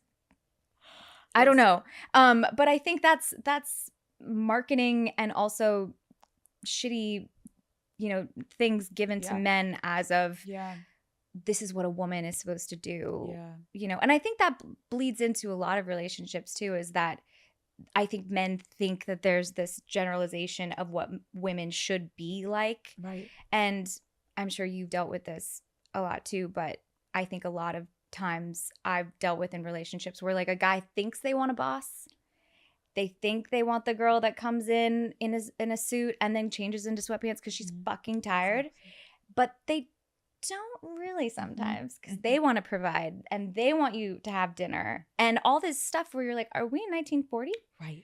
And I think changing that and actually having guys pull up and be like, if you want a boss, you're going to get a boss and she's going to wear sweatpants because she's been working all day. Right. And she's paying for this fucking dinner in this fucking house, bitch. That's right. So bow down. Okay. Yeah. No, I appreciate that because I get we're talking about sweatpants, but it's It's indicative of other things. The theme is no, and I agree with you. I think there's a lot of men. It also goes back to porn. Like they see this and they're like, oh my God, like it's not realistic. Every porn star I've ever talked to is like, it is the fakest thing I've ever done in my life. Like, I am faking it. This is fake. This is what you see is fake. What you see squirting out is fake. Like, it's all fake. And so it's like, I think men have such a warped perception of what they want women to be. They need to educate themselves and get up to speed, because I'm exhausted seeing men treat women like, why aren't you acting like a Barbie doll? I'm like, why aren't you wearing lingerie to bed? And it's like, you put on a fucking G-string, bitch. Like, I'm done with this. Like, it's exhausting. Okay, so you've learned that. What else are you going to take away from, like, you're never going to deal with from past relationships? I think I fall in love with and this is before, not anymore. Yeah. But I really fell in love with people who had potential. I saw it in them. Like, let's go, us against the world. We are a team, baby. And there wasn't evidence that was true sometimes. Sometimes there was. But I think I won't put up anymore with just potential, because it's an idea. And although I think it's different than believing in someone and their ability and their drive, because I think that's sexy. Yeah. But I think that there's a difference. Yeah, I feel like it gets so scary, and I've had that before, and I bet it's very relatable for women listening. Like, when you have a guy in front of you and you have all of these ideas of what they can be, we need to start being more accountable with ourselves of like, but what is he showing you? And it's like, well, no. But no. Look at what he's saying and what he's doing every day. Like, get your head out of the clouds, but it's hard. And I think that's also just coming from the standpoint of being a woman. We've been taught to just like make everyone comfortable and look at things like, I don't know. I feel like we just have moments where we try to make the best of things. And instead it's like, girl, what is he showing you? It's hard. What we're talking about is like us also as women, like just trying to get validation. It's like all we know. It's like, did they tell you you're pretty? Did they tell you you're thin? Did they tell, like, did you do a good job? It's like we're constantly just fighting to be validated because we already are starting from below zero as women. It's like we aren't men. We're living in a man's world. Like you're already at a disadvantage. So we're looking externally for all of these things. And then when you start dating, it gets fucking psychotic because you're like, do I like him? Or do I just like really need that like little validation tonight at that date? Like, which is it? But eventually, totally, it's exhausting. But then I found once you exhaust yourself enough. Well, I actually ended up having to like really start listing it out in my head. Like I'm like, he yelled at a waiter once. Oh, Brittany, I know. And I was like, that wasn't the like bye. Peace, and you can pick up the bill. Okay, goodbye, good day, sir. Oh my God. Yeah. And then I like snapped out of it and I was like, whoa, where am I? Like, what? No, but we can avoid those things and we can pretend it didn't happen. Like, I have done that before, and this is so fucking embarrassing, but like I've done something similar where like they do that and then I like pretend I didn't see it. Like I'm like, oh my God, like where's my hair tie? Like, and it's like I just saw this man be rude to a fucking waiter, but you don't want to see it because you have an agenda in your head. And that didn't fit the script. I'm like, no, like I want to go out with you again because what you're filling this one thing that I'm liking right now. Right. So like that waiter issue never happened. But then eventually you look at yourself in a couple months still talking to him and he's like doing it now to you and he's doing and you're like, okay, well I saw this like fucking 5 months ago, but here we are. But I was listening to your episode with Camila Cabello and you guys were talking about the like slow burn as opposed to like the firecracker thing. And that is something that I really, really has been hugely helpful for me lately. Okay. Is just slow and steady, baby. Just like really slow and steady. And I do think that it works because you're gathering information. Yes. You're just like gathering slowly. I think it's also so healthy to think about it in that way because slow burn doesn't mean we're like fucking flatline on the first date. It's not like I'm like, oh my God, like you are so boring, I'm gonna fall asleep. But like let's go for a second just in case. Like, no, there is a spark. But it's not to the point where you're like leaving so overwhelmed because again, usually that means chemical. It's chemical. It's chemical, and it's something in your, I forgot what podcast it was, but it was saying that like if it's chemically and it's like fizzy and it's like nervous and your nervous system is going, then it's triggering the child in you that found something in the child in them. And you guys are like doing that nervous energy thing. Right. And that's not real. That's not safe. That's, oh my God, this is like my mom and like I can fix this. You're like, I love you. Like, let me solve all your problems. Let me do my savior complex right now. Put me in, coach. And it's like, oh my God, no. You can, what you want is a mature relationship where you can look at the person and be like, I actually see we have similar interests. Yes. We have a very like similar values. Mm-hmm. Like that is what you need to yell focus at the on. waiter. If you yell at the, what was his name? I wish I get Ricky. Knock it off. The waiter deserves better. Okay. And of course I did the thing where I was like, I'm so sorry. No. It's totally fine. He doesn't need the new. It's yeah. And then you went on another date with him. Oh my God, so many. No. But I? you needed to learn it yourself. And then did you what? Did you eventually just not talk to him again? Yeah. Yeah. Okay. Yeah. Or no, you're like, no, I have a date tonight. I have a date tonight. No. Nope. Not. No, it's over. No. Okay. We are. Okay. Denzel Washington. So thank you. What is your approach to dating right now? And like, are you, and I know this is like too premature, but like, are you open to getting married again in the future? Or are you just not even thinking about that right now? Call Her Daddy is brought to you by Hidden Valley Ranch. Hidden Valley Ranch now comes in a new easy squeeze bottle. The same ranch you love, just in a new, easier to use bottle. New bottle, same great flavor. Hidden Valley Ranch is the original ranch, the brand that created ranch in 1954. Recently, Hidden Valley Ranch changed its packaging, moving from the iconic paddle bottle to a new easy squeeze bottle. Okay, the new bottle offers a lot of benefits, including making it easier to just get the right amount of ranch out without making a mess and helping you get out every drop. Hidden Valley Ranch is America's #1 ranch. Visit walmart.com/Hidden Valley to find Hidden Valley Ranch in the easy squeeze bottle. Hidden Valley Ranch, only serious about flavor. I love you, Hidden Valley Ranch. Thank you for that. Are you open to getting married again in the future? Or are you just not even thinking about that right now?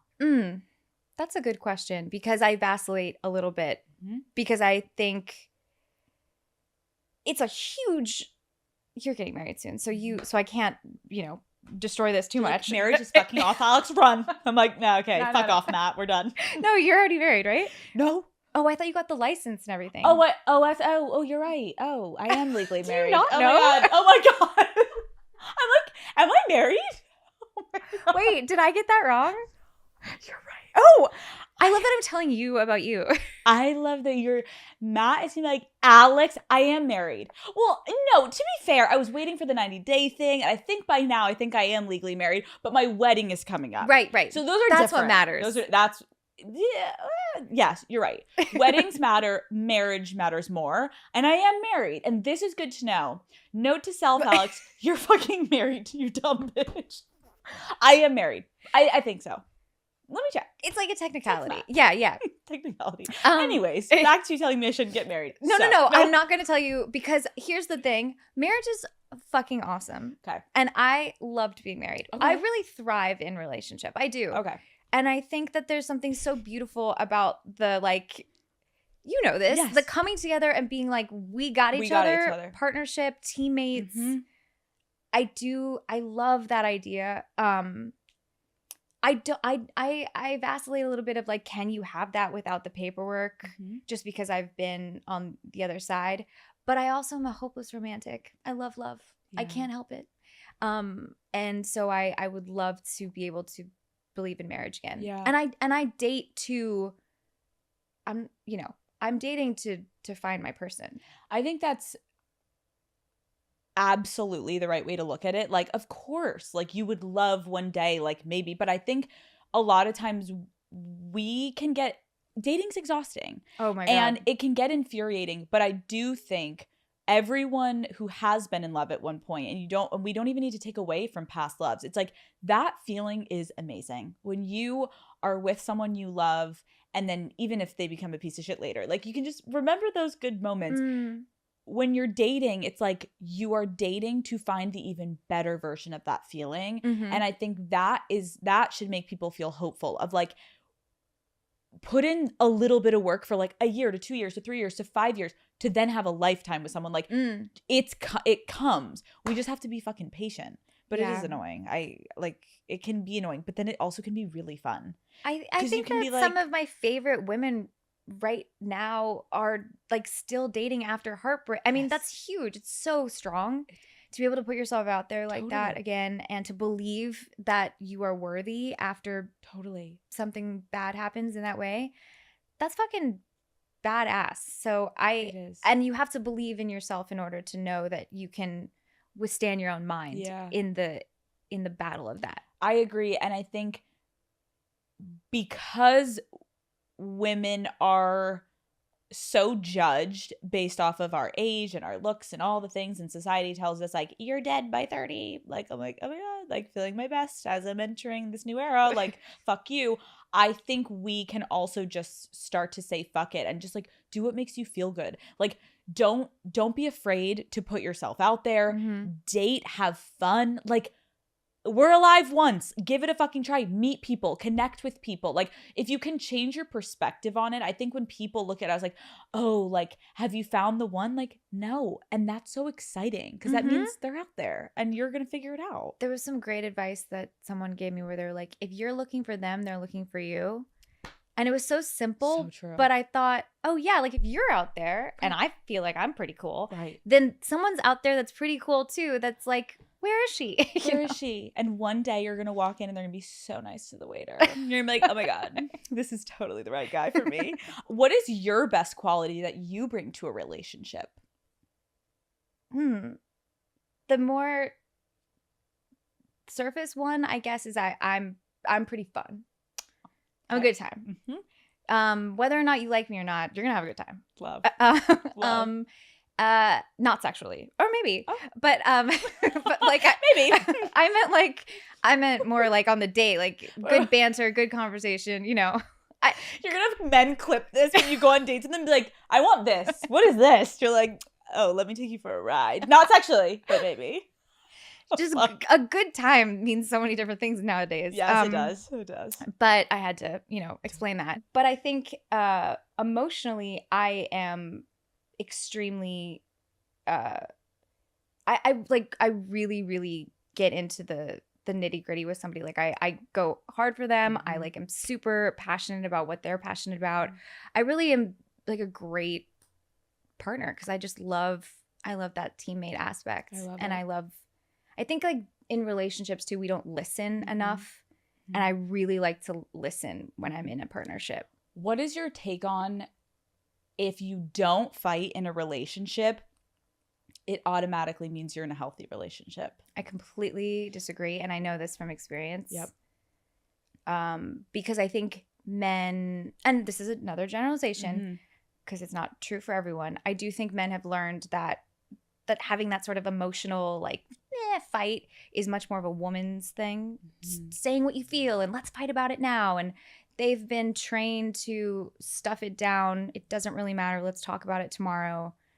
And I always think that sometimes is detrimental to a relationship sometimes because I do think that there's a lot of love and companionship and collaboration to be had in the normalcy of good fighting. Yeah. Not yelling at each other and throwing things, but coming from two perspectives. Yeah. I mean, I feel like it comes down to communication. Like, I feel like there are so many relationships that people can look back and be like, we never fought, aka like, we never really talked. We talked. AKA you probably never had sex. Because conflict is intimacy. And so is really talking to them, and so is sex. And so I think it's intertwined. It's a good point. Or it's like the most disconnected sex, and you're like literally thinking of someone else, and you're like, da, da, da. And then he's like, do you like that? You're like, oh yeah, sorry, yeah, keep going. You're like literally out of body thinking about someone else. Like, yeah, if you really break it down, and that's why it is like kind of like beautiful when you get out of relationships and have a little bit of time to reflect. It all comes together for you. Everything that you were blinded by in the relationship, you're like, that is fascinating that I put up with that, or we both put up with that. Like we both got okay with that situation. Totally. It's a really weird cycle that you can get into and you don't see it until you're out of it. And you're like, yeah. God damn. And I'm glad that's why I've waited a year to talk to you, to bring it back to the beginning, full circle. I love it. Because I do have so much more perspective on I think I would have, if I would have come here a year ago, I would have been so angry and I would have not been able to see also my part in things of like, who was I there? Because I was there too, you know? Totally. And I think a lot of times we get so bogged down on the situation and what happened that we don't look at it from the other side. And I know what I need to change going into my next relationship of who I want to be. So true. Let's close out one more time with your movie, Parachute. Yes. I'm so inspired by you and what you are doing with the themes in this movie. Can you just give like a little final pitch to the daddy gang of like, I feel like men and women, but like specifically for the ladies listening, like why should they see this movie and like what do you think it will do for women when they watch?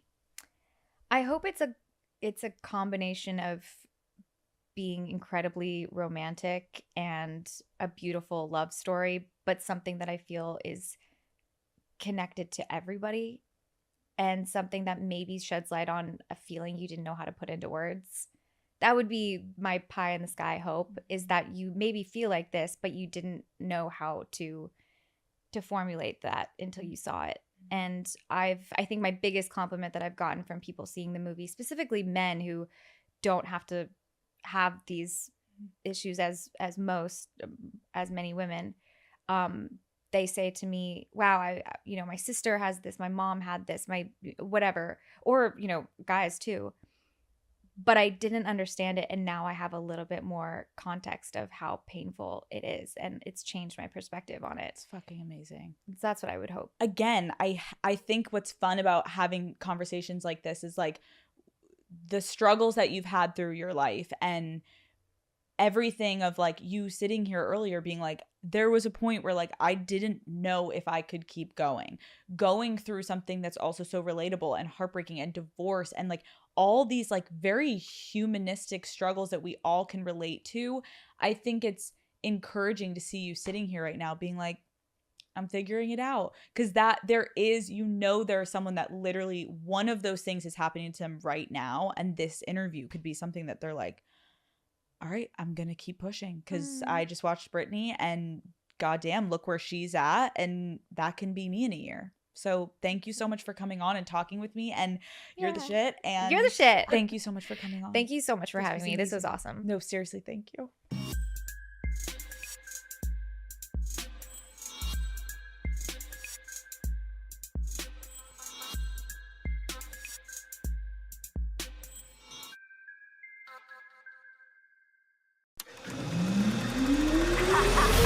What is up, Daddy Gang? It is your founding father, Alex Cooper, with Call Her Daddy.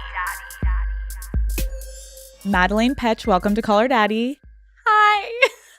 You look so gorge. Thank you. So do you. How did you pick this outfit today? Well, I thought if I'm going on Call Her Daddy, I want Alex to call me Daddy. So I'm going to have my titties out for you. No, it's perfection. I feel like you have had literally the craziest year. You've been on an insane filming schedule. Do you have any time off, or are you getting back into something? This is like the worst time to ask me this question. I had one day off for the next 2 months and they just put something on it. So I'm feeling a little overwhelmed currently. I'm somebody who this is the thing about my job that I was not made for me, is I don't do well with change in my schedule, and it changes constantly. Wait, you literally being an actress and you're like, I don't like change. I'm like literally every 5 fucking months you're like, new project. That I'm fine with, but I was just shooting a movie in Tulsa, which I adored, and they kept changing and adding days, and I was like, my brain can't function like this. Oh my God. You need a full set schedule. I read in an interview you did that you said you basically have like a very, very hard time ever relaxing. Like you're not someone that can relax. Have you gotten better? I have, actually. The pandemic honestly weirdly forced me to find stillness and be okay with it, because I couldn't work. I was stuck in my house. And I was like, I have to find a way to manage this. I did actually, by the way, get my brain scanned during the pandemic because I was so anxious all the time that I was like, there's something genuinely wrong with me. That's how bad I am with stillness. And then I was like, okay, no, I'm actually just a crazy person because I'm fine. Meanwhile, he's like, it looks gorgeous. You're like, everything looks great. I'm like, there's a gremlin living in my head. You don't see it? Okay, but to be fair, I feel like so many of us during the pandemic were like that, where you were like, there is something wrong with me. Yeah. Okay, October is coming up. I feel like you, Cammie, and Lily have been known in the past to do these really, really good Halloween costumes. Are you going to do anything this year? I don't think we are. I'm so sorry. I try every year. I want to let you know I am the one who rallies everybody. You are. I am the one in the group chat who's like, okay, it's August. What are we doing? What's the plan?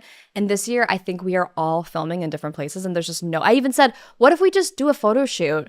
But we're all so busy. Like, it's not even possible. Wait, how do you feel, though, about so many celebrities doing that? Where half the time they don't even go to the party in the costume. They just do the photo shoot and put it on Instagram. How do we feel? I don't even care, honestly, because I don't even like the party. I like the dressing up, but I don't even want to go. It's actually true. Like, being a girl is like loving the getting ready process, and then you get to the party and you're literally like, can we go home and eat pizza and like even hang out? Like press days, I'm like, I'm so excited for press days, and then after glam's over, I'm like, wait, I still have to go do stuff. Right. You just want to like look cute, and then you're like, wait, I now actually just want to like sit here, take some selfies, and then wash it all off and get in bed and watch a movie. Exactly. Actually, fair.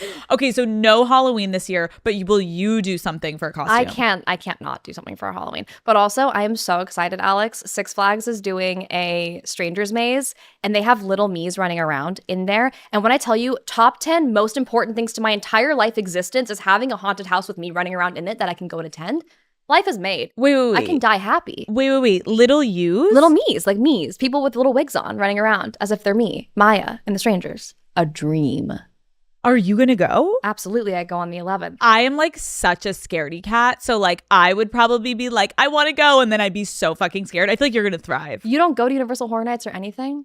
I just get really scared. I'm such a bitch. You're so fun. Are you crazy?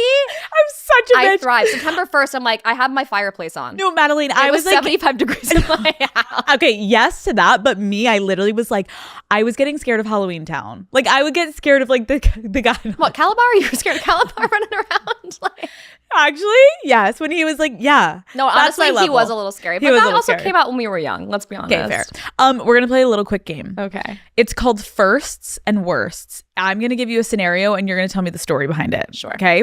What was the worst fashion phase that you ever went through in your life?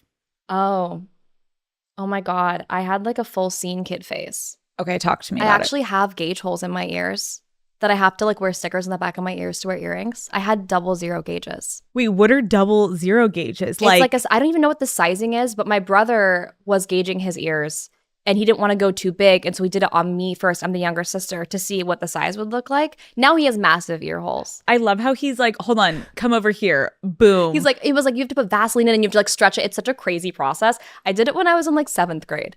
That would be the worst, I think. Yeah, I like thought I was like in my like scene emo phase. I never had gauges, but I did have the colored skinny jeans. Just so horrid. That was a rite of passage, I though. know. I honestly think. Like, I look back at pictures though, and you're like, thank God I deleted my MySpace, all of that stuff, like long before I became an adult. Oh no, you have to. I don't even have those photos. No, and I want them to be dead forever. It's blackmail of yourself that you put out there willingly, and then you're like, why?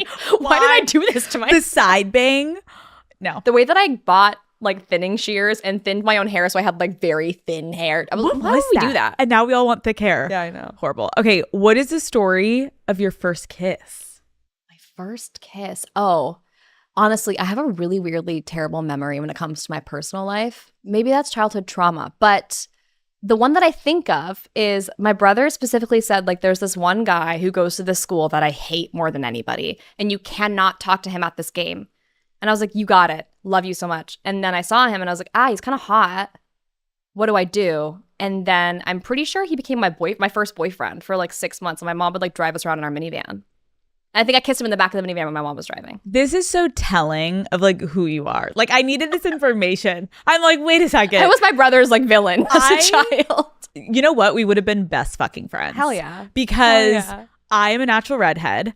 What? Yes. Wait, you did. Oh my God. What? Yes. Why are you blonde? How dare you? I know. It was like, what? I know. I need pictures after this. Okay, but you look way better. There's no way. Actually, I think you look so cute with red hair. No. Maybe now that I've like grown into my face, but not back then. But I was always like wanting to hook up with my brother's friends, and like they didn't really want to hook up with me. What about enemies? Brother's enemies? That's what I'm getting to. I did hook up with one of his enemies. Love that for you. And he became my first boyfriend. We're literally the same person.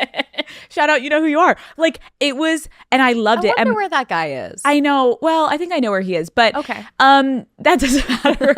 The problem was though that like my brother got so upset with me, but it only made me want to love this kid more. My brother didn't get mad at all. He's the best. He was like, I mean, if you like him, like all good. Oh my God, wait. You He's had the such a sweetest better little experience with guy. your brother. My brother came in and would like throw shit in my room and be like, you have to stop seeing him. And I was like, honestly, the day that you get bored of me seeing him, I'll probably dump him. But the fact that you're enraged. Yeah. Honestly, it was a CW show. Okay. It was like One Tree Hill. Okay, next. What was the most random job that you worked before your big break as an actress? Because I know you had a Actually- couple jobs. I had a lot. I was a window salesman. Talk to me about that. So I was on Craigslist and I was like, what's the highest paying job I can find? And by the way, I was getting jobs on Craigslist. I absolutely could have been murdered. I was such an idiot when I moved here. Madeline. And it was in Redondo Beach. And they were like, you go door to door and you sell windows to people. And I was like, bet. So I went and it wasn't working. And so I started waiting outside the houses till the wives would leave. And then I'd go to the door and like make myself cry and get the husbands to buy windows. And then I had a really high return rate was the problem because they didn't actually want the windows. They were trying to get the girl who's crying on the doorstep to leave.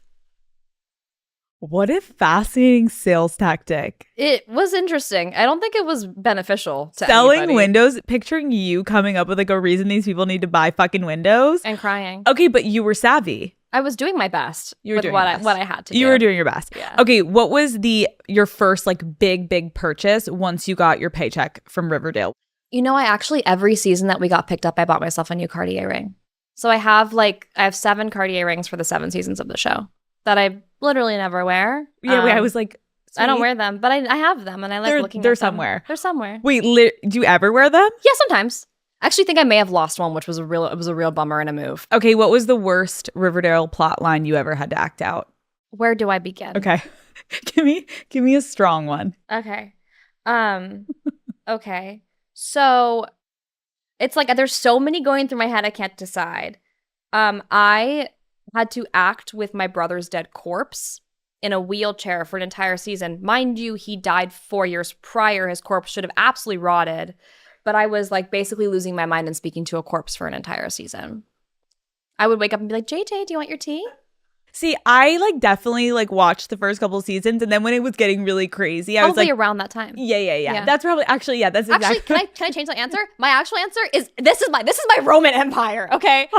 When I became a witch on that show, Roberto, is this my camera? Roberto, when I became a witch on that show, there was one thing I told you. I said, I never want to see lasers coming out of my hands, okay? What did he do in the season finale of season 6? I'm like Scarlet Witching up in the air, singing and crying with lasers shooting out of my hands at a comet. At a comet that ends up wiping out all of Riverdale, which is why we're in the 50s in season 7. Hey, what? That'll do it.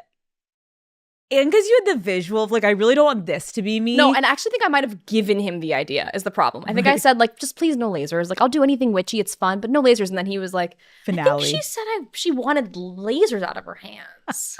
And you're like, God damn it. This like, will literally this follow is me my for the fault. rest of my life. I see it every day. The meme of me crying and screaming and I just Okay, but people loved it. it was fun. It was always a good time for Totally. me on set. Daddy Gang, it is time to stop wearing the same pair of stretched out, busted leggings from 5 years ago. We deserve an upgrade, okay? So here you go. I know that these Roback leggings are going to officially become your favorite go-to leggings. Roback just launched their new Vista collection, which I know is going to become your go-to favorite. They are a classic style, so they work with literally everything. They're also soft, high-waisted, we love, and flattering in all the ways that make you feel like you actually have your life together, even if you're crashing out on a random Tuesday, okay? And it's not just leggings in this collection. Roback also dropped matching bra tops and layering pieces so that you can create the perfect set. And you guys know there is nothing that I love more than a cute, comfortable matching set. It looks like you have your life together. It's like, oh my God, she's a fashionista.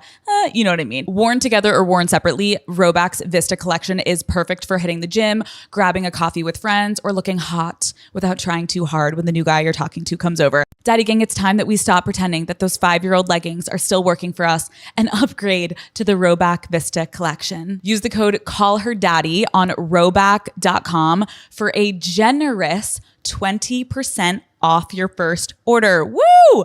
Through the end of this week. That's spelled RHOBACK.com.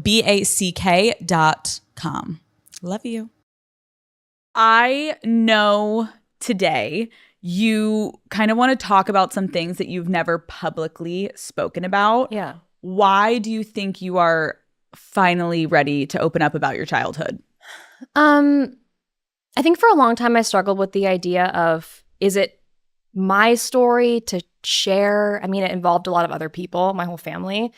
And I think I got to a place through therapy and talking to my friends, and also just I think about when I was a kid, if there was somebody that I loved, just like one person saw this, if somebody that I loved was talking about what they went through and it was even remotely similar to what I was going through, it would encourage me to continue. So I think it's just kind of an amalgamation of that, and then finding the right platform and feeling comfortable with you to do that. Okay, let's do it. Okay. Let's do it, girl. Here we go. Okay, let's go back. Growing up, just like very beginning days, what was your family like? Honestly, they're the strangest people on the planet, but I adore them. My parents are South African, so they don't understand American culture very well, and they were raising 2 American children in a small town. I have a wonderful older brother and a mom who is like, do you know people who are destined to be mothers? Like, that's my mom's entire purpose on this planet. And a dad who tried his very best. And you know that he was trying his best, but as a kid, I didn't really understand, like, the way he was behaving and treating me wasn't because of me, if that makes sense. When you say that you guys were different because your parents were South African, where were you raised also?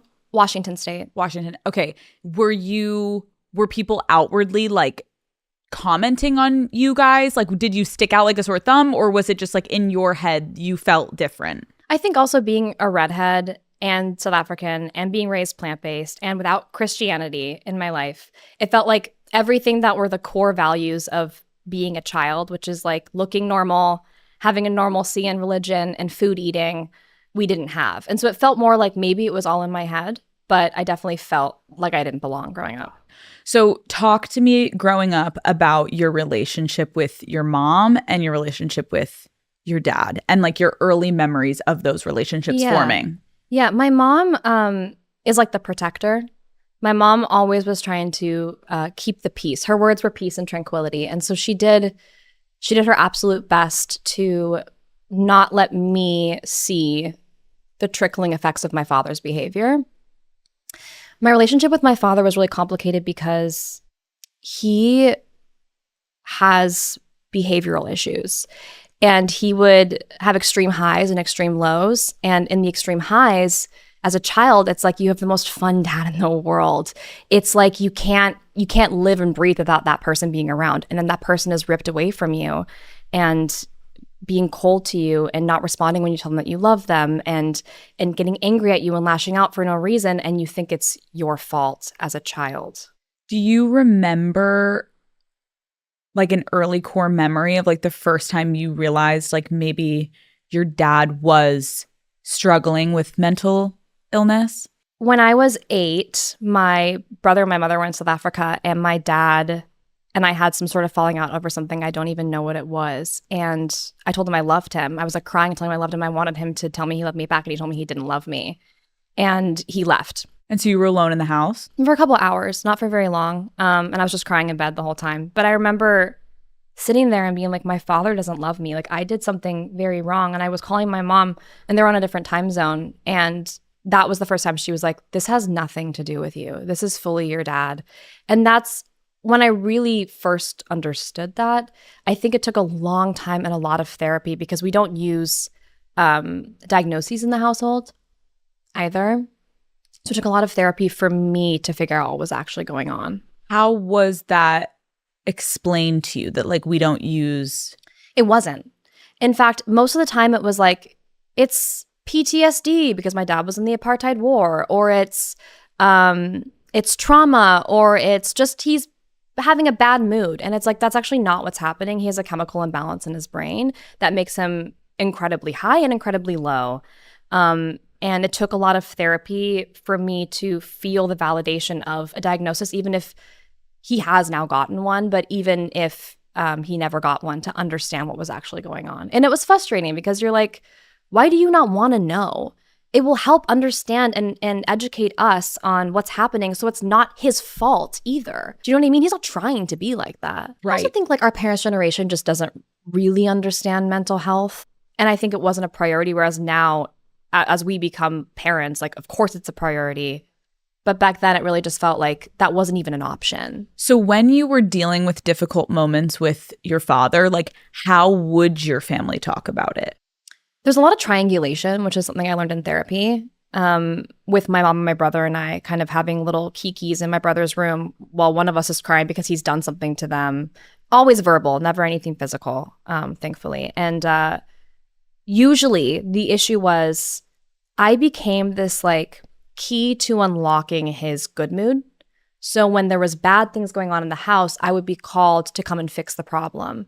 So no matter what the issue was, if he was upset with my mother or my brother, I would be sent in to essentially disarm him emotionally. Why do you think that was? He just has this like, I think a lot of men, like their little girl is the apple of their eye.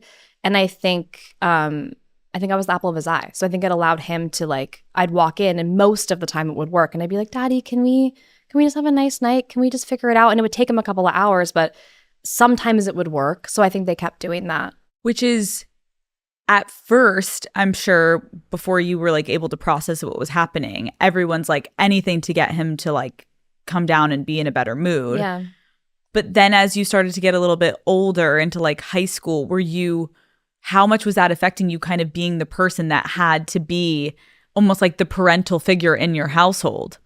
Yeah, I remember one night I was out, and I won't detail what was happening at my house because it's incredibly personal, but I was out at a ballet and I got a call saying you have to come home immediately. I had like 16 missed calls and I had to come home and deal with a situation that was so incredibly unsafe and so disrespectful as a child to put me in, that I had a lot of resentment towards everyone in my family for putting me in that position when they could have just gone to professionals and dealt with it properly. How did you process any of this? I didn't. In fact, it became almost like this compartmentalization where a lot of the time now we'll talk about things that happened, the three of us, my brother and my mom and I, and we'll be like, wait, that's not what happened, or that didn't happen, because it was just push it out of your head, don't think about it. This is just the reality. You don't know anything different. So when you look back on that time of your life, do you now have emotions that come up, or is it still kind of like it's more survival mode? I've worked through it so much in therapy. Like my first 6 years of therapy were all about my relationship with my father and my parents and my childhood, to the point where now like I don't necessarily feel emotional about it. I've worked through all of that, but there are still moments where I have to put that hat on and show up in that way. Being in a situation as a child where you feel like you have to become the parent has so many repercussions, obviously, when you get older. But what was going on when you were kind of handling things with your father? Like, what was going on with your mother in those moments? God, Alex, I don't even remember. I really don't remember. I think like, honestly, I don't think she ever asked me to do that. I think I immediately saw a place that I could try to help, and I just tried to help every time I could. In like high school or anything, did you ever confront your parents? I didn't confront my parents until I moved out, but I moved out the day I could when I was 18. And I also like immersed myself in after school activities. That's probably why I am successful, honestly, is because I did not want to be at home. So I did dance I went to an arts high school that was 45 minutes away. I did dance from 3 to 9 every single night. Afterwards, went home, did homework, went to bed. And then on weekends, I did plays in my local theater. Like I never wanted to be home. So I immersed myself in the arts and escapism. And now I'm here. So it's like, would I still be in this position if I didn't have that? I don't know.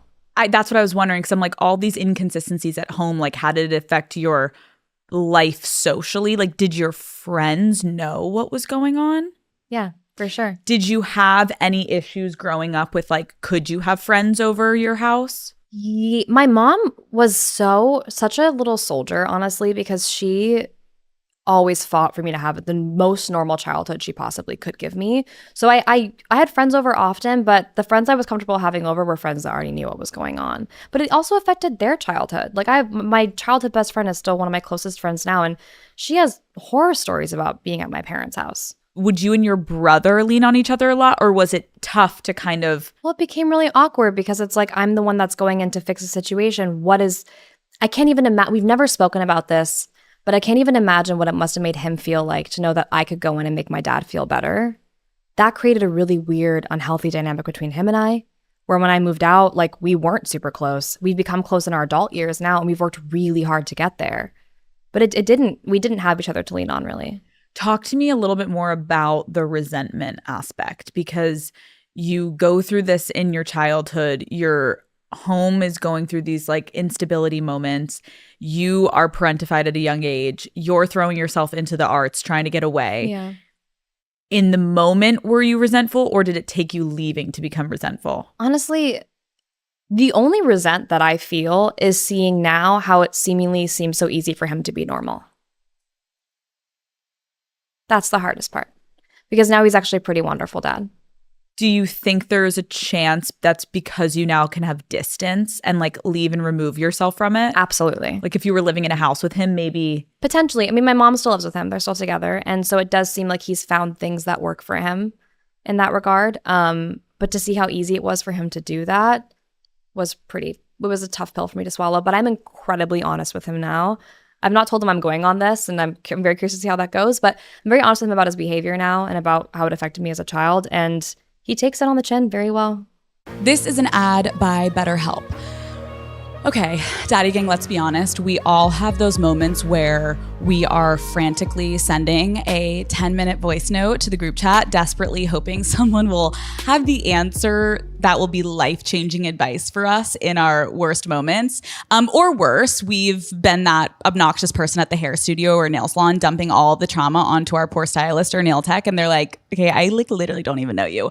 I think what we need to learn is in these moments is that not everything in our life should be crowdsourced, and not everyone is going to give you the best advice, okay? Especially not the friend that always tells you to just stay positive, get through it, you'll be fine.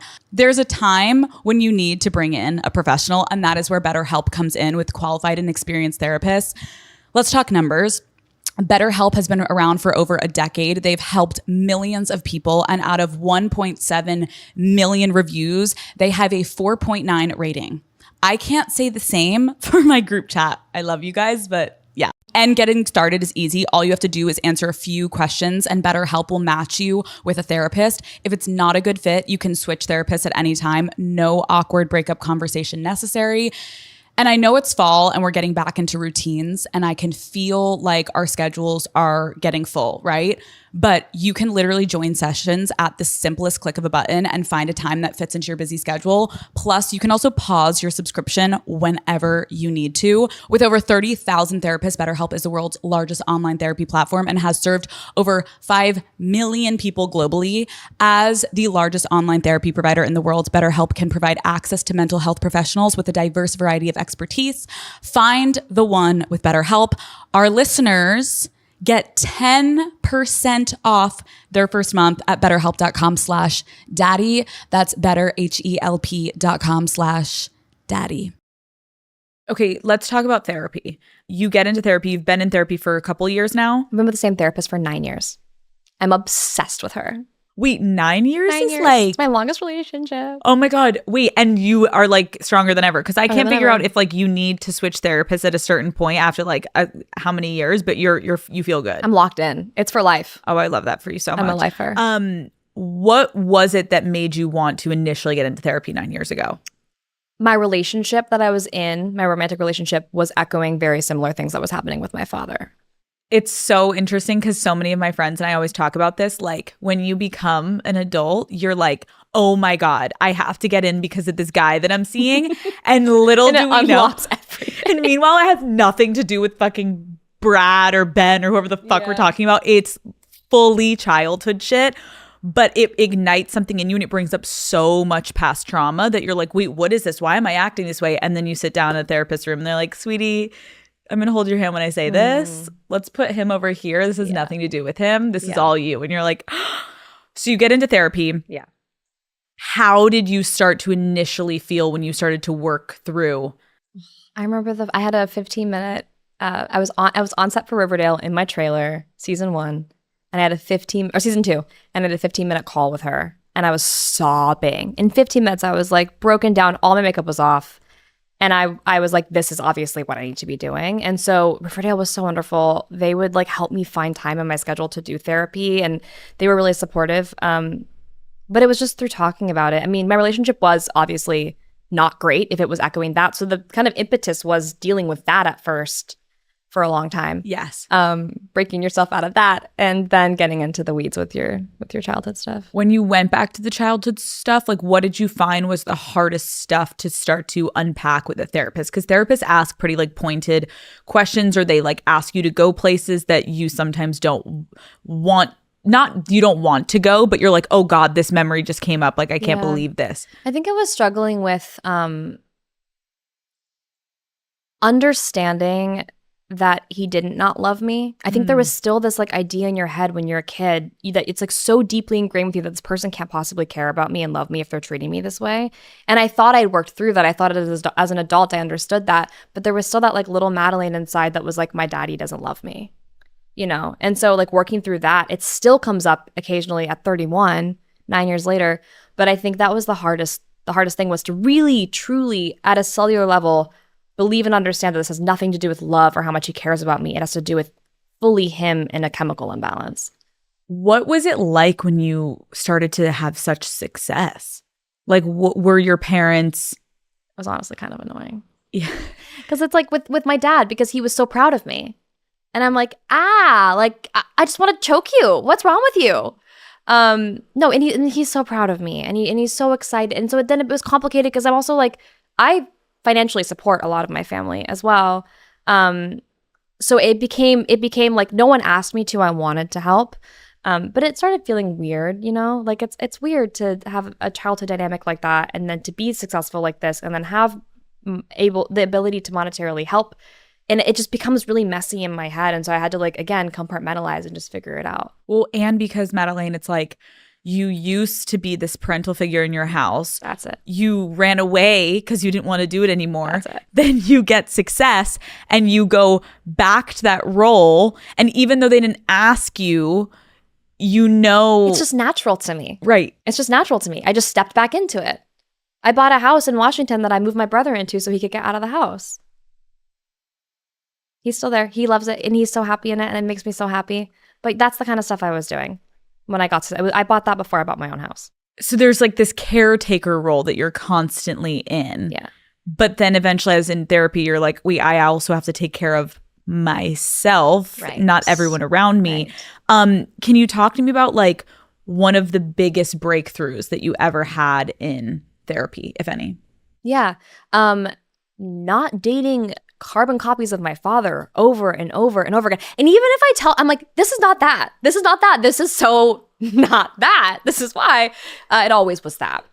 It was always that. So I have to say, I feel at the place of my life now, like I could not be further from that, which is like the biggest success of my life, honestly. That's so fucking real, where you're like convincing everyone, you're like, no, guys, this is so different. No, I promise you it's different. And also here's why. And I know I told you last week he did this thing that's exactly like the other thing I told you about, but it's not that. It's not that. You're not seeing it. You just don't get, it's not clocking to you that I'm standing on business, okay? And your friends are literally like, okay, call us tomorrow. And then literally you're crying. I'm crying like, again. I'm like, you did motherfucking shit. Yeah. I feel like a lot of what you're talking about is like the steps that it took to get to this place, but like getting under it a little bit more emotionally. Jump in. When you look back, how did the responsibility of managing your dad's emotions your entire life ultimately impact you and your fundamental core and who you became as a human being? I remember in therapy once I said, I'm happiest when I'm somebody else. I'm an actor. And I think that's how. I think like I spent a lot of my life not loving myself because I was like, if the person who made me doesn't love me, how the fuck am I supposed to love myself? And there are still moments where that, it's not even like a conscious thought, but it's this almost like deep-rooted, layered, sewn into the fabric of who I am, like insecurity of like, so it really is like to your point of what we were talking about earlier, taking a break and finding stillness is so important to me because it's moments where I can be like, I love myself and I love who I am. Even though right now I'm telling you, I'm a fucking badass. I love myself more than anyone could possibly love me on the planet. I still have moments where I'm that little Madeline who's like sitting in her bed crying because she thinks her dad doesn't love her. I think for so many people that experienced extreme dysfunction in their childhood, there is this like want to just keep going and like keep, whether it's succeeding or whatever it be, like keep moving so you don't have to really be still and be like, Yeah. hey, so like how are we feeling about the past like 20 something years of our life? Right. What do we feel about that? And when you do, sometimes it's really fucking difficult to get into therapy because I've had friends where they were like, I have to put a pause. Like this is literally like, I can't go to work. Like I am like a mess right now because I'm remembering things. Like I have some friends that forgot about certain memories. That like it is a journey, but once you get over that hump, it really does bring you to a better place. Yeah. But it's not fucking easy. No. You talking about the men in your life. Talk to me about how your relationship with your father, like actually give me some examples of how it affected the type of men that you were going here's for. one. Okay. After me and one of my exes broke up, he came out with the same diagnosis as my father. Okay. Right. So let's all take a break for a second on that one. Okay. And you in the moment didn't feel like Did I feel like that? It was my first love and it was so like all encompassing and I was like, this is my person. And and that's the thing is I think watching my mom be with my dad and just decide to be with him forever made me believe that love is actually just staying no matter what. Okay, let's pause and talk about that. Yeah. How many times have you, and give me like some like things that have happened where you're like, I know I should leave, but I'm in love. There was a moment in a relationship where I knew in my heart it was over. I stayed for 1.5 years longer.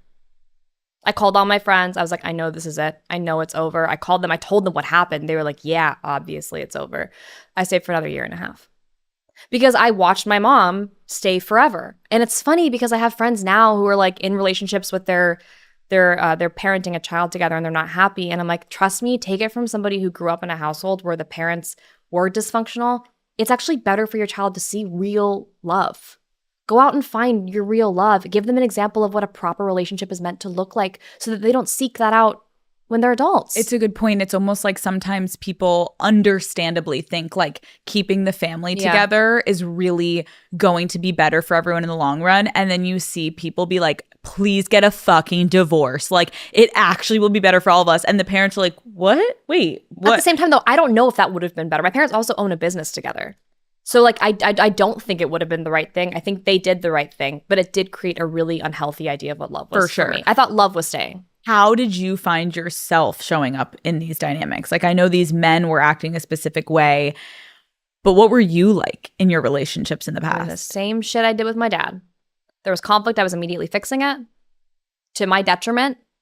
I didn't really allow I still have a hard time allowing conflict to stew. I think when there's unease or conflict, I get really uncomfortable for obvious reasons. And what do you do in those moments? Now? In the past? In the past, I would just scramble to fix it. Even if like they were the ones that fucked up, you would. You know, I'm really lucky. I haven't had many situations where someone's like actually fucked up in a relationship. It's usually just like an argument or a disagreement that's gone south. But yeah, I would always scramble to fix it. Now, I stand on business. Now she's quiet. Now she just sits. And everything in you is like, I'm rageful inside because I'm like, I have to fix it. I have to fix it. I have to fix it. I'm like, it's okay. I'm just going to move my ankle and sit here and listen to you talk. And then I'm going to walk away, even though I don't want to walk away. I want to stay and fix it. And we'll talk about it tomorrow. That's okay. But when you get in that cycle, it's harder to break than to just keep doing it. Yeah. Okay, so now talk to me about where you're at now through therapy of in the past, you are going through these moments where you're like, I'm becoming this fixer. I'm doing the same thing that I did with my dad. What are you like now? You know, I think I still have a bit of that in me, but I also think that's just part of my personality. So I'm trying to find navigate what is me and what is like learned behavior. And that's helpful through therapy. I think choosing partners was always tough for me. And I think now I'm really locked into what I want and who I am and what I deserve. In the past, what was something that would have attracted you to someone that now you would Loving me. Hey, you love me? Oh my God, so cool. I love me too. Let's do this. Like, could be that simple sometimes. Hey, are you hot and you love me? Like, let's go.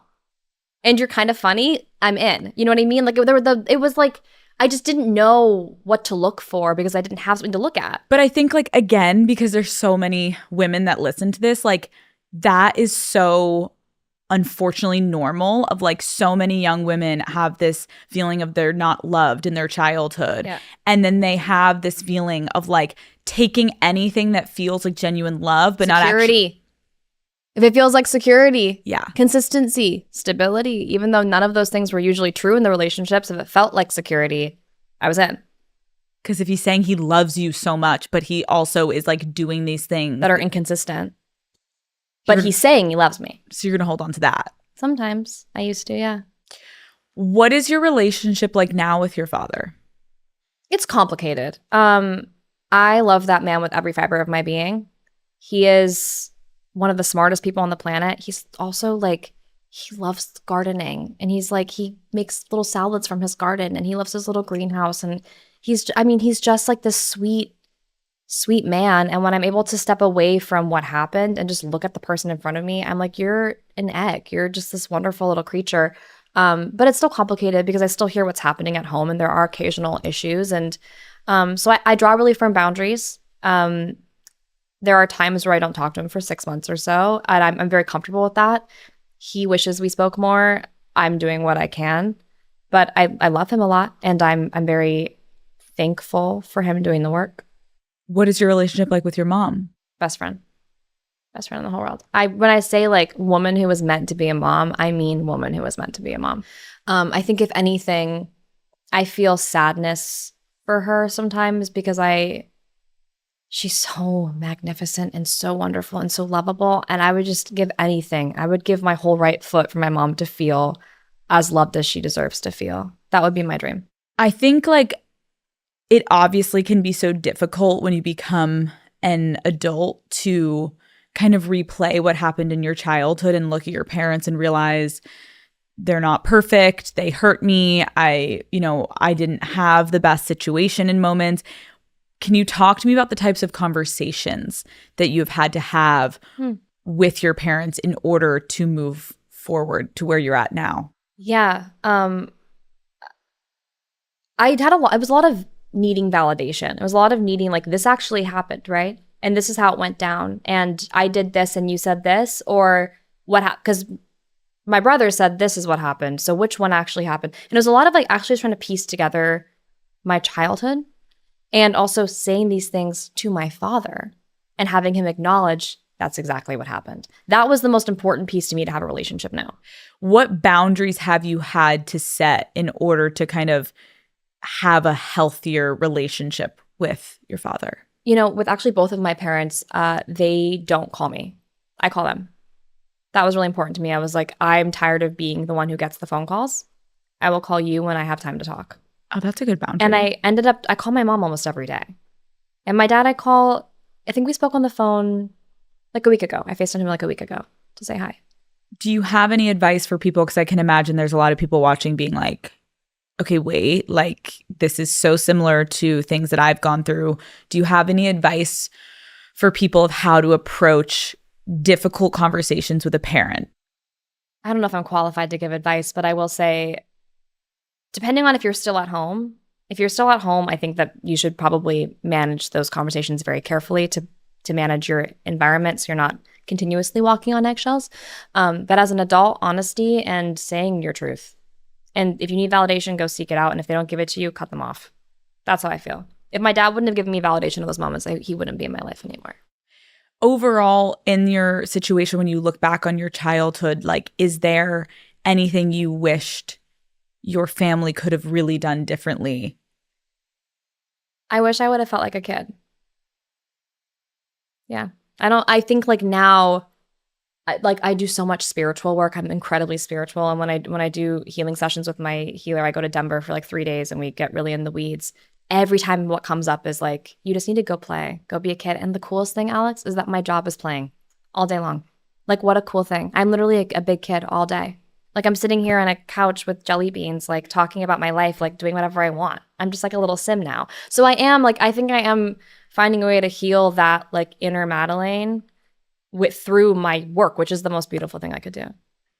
Before we started recording, you had said that you had mentioned there was a time in your life where you didn't think you wanted to have kids. Yeah. And now you think you do. I know I do. Talk to me about that shift. All my exes are gonna, if they hear this, they're gonna be so fucking pissed off. Because every man I've ever dated is like, are we gonna have kids or what? And I'm like, no, I don't want children. A lot of it was, there's like two sides to it. One was the societal pressure of being a woman, of like, you are here to bear children. I'm like, go fuck yourself. No, I'm not. And also being a woman in Hollywood, and it's like, you only have so many years before your prime is over, and if you use them on, it's like, it's so much pressure that I was like, I'm just taking this off of the table for now. That was one side. The other side was much more deep-rooted in, I refuse to raise a child in a dysfunctional home. I refuse to raise a child where they believe that they are not loved. I never felt like that was possible because of what I saw as a child. And then as an adult, something clicked, I want to say 8 months ago. This is like really recent. I was talking to my therapist and I was like, I mean, if I could just have consistency, like if I could have a kid with my best friend, I would love that. And she goes, hey, you can. That's literally, you can pick your partner. You can have a kid with your best friend. And it like mic drop. You're like, I was like, wait, what? I can? She goes, yeah, you can. And then it's like, I started thinking about it. I was like, how fun would it be to be able to like, I saw this TikTok that made me almost just lose my mind. I wish I could show it to you, of this adult mom showing a video of her daughter saying, it's crazy to see how easily I could have been loved, how easy it was to love a little me. And it's like, knife to the heart, but also how cool would it be to like be able to give all the love I didn't feel and get to something little, and to like all the things that I feel, all the other youth that I feel now, like to see that through a child's eyes, like it just feels so beautiful. And so it was at one point the thing I wanted the least. I was like, I don't want to carry on this bloodline. Let it end here. And now I'm like, no, I can change my narrative. I can rewrite history and I can decide what this looks like. And I have the power to do that. I think that's so beautiful. And I also think it should be more normalized to go through that thought process of like, it's okay that you changed your mind. Oh my God, now it's so annoying. Everyone's like, are you sure you want them? You've been saying for years you don't. And it's like, hey, what if you were in my situation? Would you want them? Also, guess what? My ovaries, I can do whatever the fuck I want. Right. I want them now. So shut the fuck up. Dude, like literally. It is crazy. Why is it that I don't get why people feel so much autonomy over women's bodies? Don't even get me started about politics. I'm not going to go there. No. But in general, it's why insane. is it your right to tell me that I'm my time is running out? Or even just to judge you of like, I think it's so important to acknowledge that women can change their mind and it is okay and it is none of our business. Do you have any advice for women who have felt a little bit of just like shame that they have gone back and forth of if they've wanted kids? Because I think people want you to feel shame. If you haven't known your whole life, then you're not meant to be a mom. Right. And it's like, actually, I have so much maternal instinct. It's absolutely insane. And I can't wait to put it on something and like just love something so much. No, I don't have any advice because I just experienced that. I don't know. Just live your truth. And who gives a fuck what anybody says to you? Truly. And it's okay if you change your mind. You don't have to explain yourself to anyone. I don't know why women we have to explain ourselves so much. Like, stop explaining yourself is actually my advice. Yeah. You don't have to. You want them? Say it. You don't want them? That's cool too. You had said all of your ex-boyfriends were going to be like, what the fuck? Talk to me about how at the time not wanting kids and being vocal about that did, if anything, impact your relationships. I think it's so much easier for men to say they want kids. Yeah. Like, sure you do. Come inside of a woman, get them pregnant. You can leave if you want. Like, it doesn't, of course you want a kid. Right. It's like, fun call for me you. in 9 months. Literally. Let me know. I've got to grow that thing. I've got to brew it in here. So every guy I've dated has been like, yeah, I want kids one day. And I had such a harsh policy of like, I will not be the mother to your children. I was that crazy about it. I think also because I was like, you don't tell me what I do with my body back then. And now I think I spent so much of my time as a child in like living really heavily in my masculine energy to like kind of father myself, that now I feel comfortable sitting more in my feminine and like really sitting and being like, no, I want to be a mom and I want to be soft and I want to not have to protect myself and like have that support and like feel beautiful in motherhood. And so that was the juxtaposition for me. They're going to be pissed, but like that's not the reason we broke up for literally any of them. Okay, you said all of your ex-boyfriends. What's up? Are you single? You know, I'm 31. Mm-hmm. And I had a soundbite for you on this. And I am in a place in my life where I've been a public figure for 10 years. And I've tried to navigate my private and my public lives for a very long time, not very well. And the reality is, I know I'm on a show where I should be talking about my relationships, but like, I'm not going to. You're not going to. You know what? I respect you for that. You're like, I finally figured out. I need to take it behind closed doors and figure out if we're actually good together. And then maybe one day you'll all figure out. Okay, so we don't know if you're in a relationship. I do, but you don't. Okay. Oh, thanks. Okay. In this phase of life, what do you want out of a relationship? Okay, that's a great question. That's fair. Consistency. I think that's one thing that I learned is really important. Consistency in a partner. Kindness. Love. It's like honestly not that hard, I think, to be in a good relationship. And it's communication. Support for my career. I think the hardest part is that I'm an actor and I naturally will have to go have sex scenes and do things like that. And so trust is really important. I'm a very trustworthy person, but it's hard to trust an actor, and I understand that. Just understanding, communication. What would you say is your best quality in a relationship? How much time do you have? Go. I'm a fucking amazing girlfriend. Now I am like, the shit that I've done to get here, like I'm brilliant. You're like, put me in. Put me you in, want coach. me. Put me in, coach. You want me.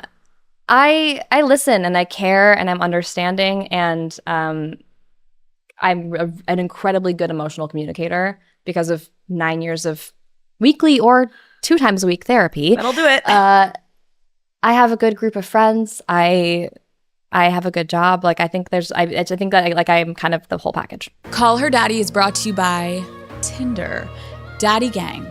I know meeting someone on a first date can obviously sometimes be extremely intimidating, but going on first dates just got way more fun, okay? Because now you do not have to do it alone. Tinder's new double date feature lets you and your bestie team up, match together, and find a pair that fits both your vibes. Just tap the double date icon in the app and you'll see profiles built for 2. When 2 pairs match, the whole crew connects and the group chat begins. Double date is a new way to keep the chat fun and is a low pressure way to meet people. I personally am obsessed with this new feature for my friends. Honestly, I'm sad that it wasn't around when I was dating, okay? But you and your best friend can scope profiles together, be a little creep, go around, creep around, look up what they're up to, and then you can have group chats with these potential dates and keep the energy high when you're out together. Like that is a dream. If I could have brought Lauren with me when we were sussing out men, boom. And a potentially anxiety-inducing first date, I think now has been able to turn it into a fun night out with your bestie and some potential new connections, okay? So whether your date turns into something serious or it's just like a fun story for you to write into Call Her Daddy about, Double Date is the perfect way to explore new possibilities while also keeping things familiar. So try all the new Tinder Double Date because everything's better with friends. Explore all the possibilities. Tinder, it starts with a swipe. Download Tinder today. Call Her Daddy is brought to you by Libre by Yves Saint Laurent.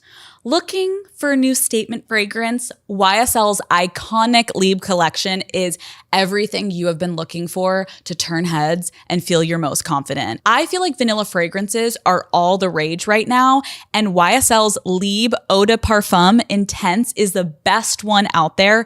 If you're looking for something that is subtle, delicious, and sweet, you cannot go wrong, Daddy Gang, with Libre by Yves Saint Laurent. It truly smells so good. And of course, the original Libre Eau de Parfum never misses either. That iconic fragrance is infused with lavender and orange blossom, and it's the most amazing warm floral for every day. Daddy Gang, I have truly never gotten more compliments in my life than when I'm wearing something from YSL's Lieb collection. Listen, I may be showing up somewhere rocking a sweatsuit, but even if I don't always look completely put together, you better know I'm always smelling good, okay? I always smell put together. The scents are warm, they're cozy, and just always feel sexier when I'm wearing something that smells amazing. Matt loves the vanilla flavor, so I can't wait to wear the Lieb Eau de Parfum Intense next time we have a date night. Having a good signature scent has been a mission of mine for a while now, and I have finally found it. So if you're looking for something that is subtle, delicious, and sweet, you cannot go wrong with Lieb by Yves Saint Laurent. Shop now at Sephora. Okay, we're going to play a game. I'm going to describe a guy, and you're going to say if you're in or out. Okay. He took you on the best first date of your life, but he's fresh out of a messy breakup. Out. Yeah. I don't care. I don't care. If it's a great date, I don't care. Right. You're like, call me in 6 months. Also, but like, no, don't, please. No? I'm 31. Okay. How soon is too soon for someone after a breakup to be approaching you and like really pursuing you? It just depends on, it could be the next day if it doesn't feel messy. Yes. Okay, he's super fun and social with his friends, but he's shy and reserved around yours. It's fine. I'm in. I think it's kind of charming. Okay. How important is it for you to have your friends be friends with the person that you're dating? I think it's important that they get along and that like my there's a couple people in my life that are my North Stars. Yeah. If they love my partner, I'm in. If they hate them, I'm literally out. Like actually out. Have been there. I have been out. Love. Oh, that's the best. She's in the though. other room, one of them. Perfect. Yeah. Okay, he's super communicative, but won't share his location with you. Oh, that's fine. Would you ever share a location with a partner? I have if they ask. Okay. That's like whatever. Okay. What is the biggest lie that you've ever caught a man in? I was dating this guy. I was at work on location, and he called me. He's like, I just got home. I'm going to bed. I love you. Good night. It's great. I love you. Good night. Got a call from the guy I was dating before him. Hey, I met your boyfriend last night at like 4 a.m. I'm like, hey, no, he was in bed. Were you in bed with him? And I really trusted this guy. I was like, when I'm telling you, like blind trust on only this partner, because he was just such, like he was that guy. And I was like, you're lying. You're being crazy. No. I call him the next morning and I'm like, hey, it's so weird, but he said that he saw you. He goes, no, I was at home. Okay. Call him back. I go, you're a fucking liar. He didn't see you. He goes, no. And he starts describing this specific present that I gotten for him that he was wearing. That like no one had posted. It was like, there's no, and I was like, wait a second, hold on. Where were you? And he goes, oh, he was with this very famous 80s pop star and they were like all over each other at this bar. And then I call my boyfriend and he goes, oh, yeah, maybe I was there for like a second. I don't really remember. And then photos came out of them. And I was like, hey, what? Like, hello? Hello? Do you think I'm stupid? Not Do you the think I'm dumb? photos. Do you think I'm dumb? No, not the photos. And I don't even know if he did any. I'm sure he didn't cheat on me, but the lie was enough for me to be like, I'm done. Well, no. The lie is like, crazy. Who cares if you go to an event? Just let me know, like, don't say you're going to bed. Hey, but like, why is she all over you? And why are her arms all over you? Like, are you okay? And how are you saying you forgot? You forgot? And you also met my ex. You think he's not going to call me and tell me that you were with some other woman? And you also took multiple pictures that night. What? Like, what? Yeah, that was crazy. It's actually the only time I've ever caught anybody in a lie. No, the worst is when photo evidence and he's like, he's gaslighting you. And then you literally are like, hey, so what's this? And he's I didn't like, even have to get there. It was basically like the next, like probably, I want to say like 4 p.m. the next day. He was like, okay, yeah. For a second. I'm like, for a second, my ass. For a second, my ass. Wait, so did you stay with him? No. Fuck no. You broke up with him over that? Yeah, absolutely. Love that for you. Okay, there were rumors earlier this year. Look at us having a stare off. Should I leave? I know. What were the rumors about? We literally just locked eyes. I was like, there were rumors. All the lights dim. There were rumors that you were dating a certain rapper. Oh, that's interesting. I haven't heard those. What was going on there? I don't know what you're talking about. You don't know? No. I don't know either. Who wrote that? I don't Google myself, you? So I don't know what you're talking about. You don't even know. No. Okay. What are you talking about? Madeline, I literally don't know what you're talking about. We're pivoting. Pivot. Obviously your friendships on Riverdale were so iconic and everyone was obsessed with you guys. What was your first impression of those women in general? And like, did you even have any idea that you would? May I set the record straight about something on Riverdale, actually? Yeah. I would love to do this on air. Please. Okay. Recently, an article came out saying that we all fucked each other on the show. I did not touch a single person on that show with a 10-foot pole. May I just repeat that one more time? I did not fuck a single person on Riverdale. I never touched them. That's what happened. Thank you for coming to my TED Talk. Wait, did people think you fucked the girls or people on set? It was just like this article that came out that was like, we all fucked each other all the time. And I was like, hey, no, I did not fuck any of you. I don't claim that shit at all. You weren't into anyone on set? No. I don't mix business and pleasure like that. I've never hooked up with a co-star. Do you know why, though? You know what's really ironic about all this is Cole sat me down during the pilot and was like, if I can give you one piece of advice, Mads. Do you have a cigarette? Can I borrow? He was like, thanks, guys. You can keep that in. He was like, don't hook up with any of your co-stars, okay? And so I was like, okay, got it, I won't. As he is. He's like, hey, right. Cole. Right. But you know what? Honestly, best advice I've ever been given was from Cole Sprouse. Right. He's like, I'm going to give you advice that I'm not going to take myself. For sure. But 100%. But no, I never have. That's smart. I never will. I think that's really smart. Yeah, thank you. Anyways, back to the girls. Oh yeah, back to the girls. My first impression was that I actually had known Lily because and I know Vanessa too. I'd known Lily because we did our chem reads together. And she was lovely. And like we also were like in this thing together where we both hadn't booked it. So we had this like kind of hive mind. So we flew there together. We lived together season 1. Like we were so close and we never met Cammie. She might have done maybe a chem read with her, but I didn't met her. And then Cammie walks in and this is so funny. The way we all met, we were on a group chain. We're all at the Sutton Place in Vancouver and we're like, hey, let's all meet in the jacuzzi in an hour. Like, what? Like, why are we meeting in the jacuzzi? This is why the rumors got out that you're all like having fucking orgies in the hot tub. Orgies in the hot tub at the Sutton Place. Do not clip that. We are not having orgies in the Sutton Place. No, we all met in the hot tub and Cammie walks in and she's got like, we're like 20, 21. And she's got this like little black bathing suit on. She got this like tat under her boob and she looks all hot. And I was like, you're the coolest person ever. Like, bye, you're never going to like me. But no, we all became best friends like immediately. The 3 of us were so close. It was interesting because the boys and the girls kind of got cliquey. Like the boys all loved each other. The girls all loved each other. But no, it was like a match made in heaven really fast. Almost scarily fast. We were like, this is going to burn out quickly. And then it just never did. I feel like obviously society tries to pit women against each other and make everyone jealous of each other because it's their favorite thing to do. How did you guys avoid jealousy over like roles and screen time and who was getting more attention and the producers and all the things? We never had a problem with that. Ever. I think because we all started at the exact same place, we were able to just support. That was all it was. It was just supporting each other through the hard times, the lows. I mean, being in your early 20s and booking a show like that skyrockets to success, thank God we had each other. So it became this thing where instead of pitting each other against each other, we were leaning on each other in every second of the day. Do you think you'll ever rewatch it? No. What about when you have a daughter or a son?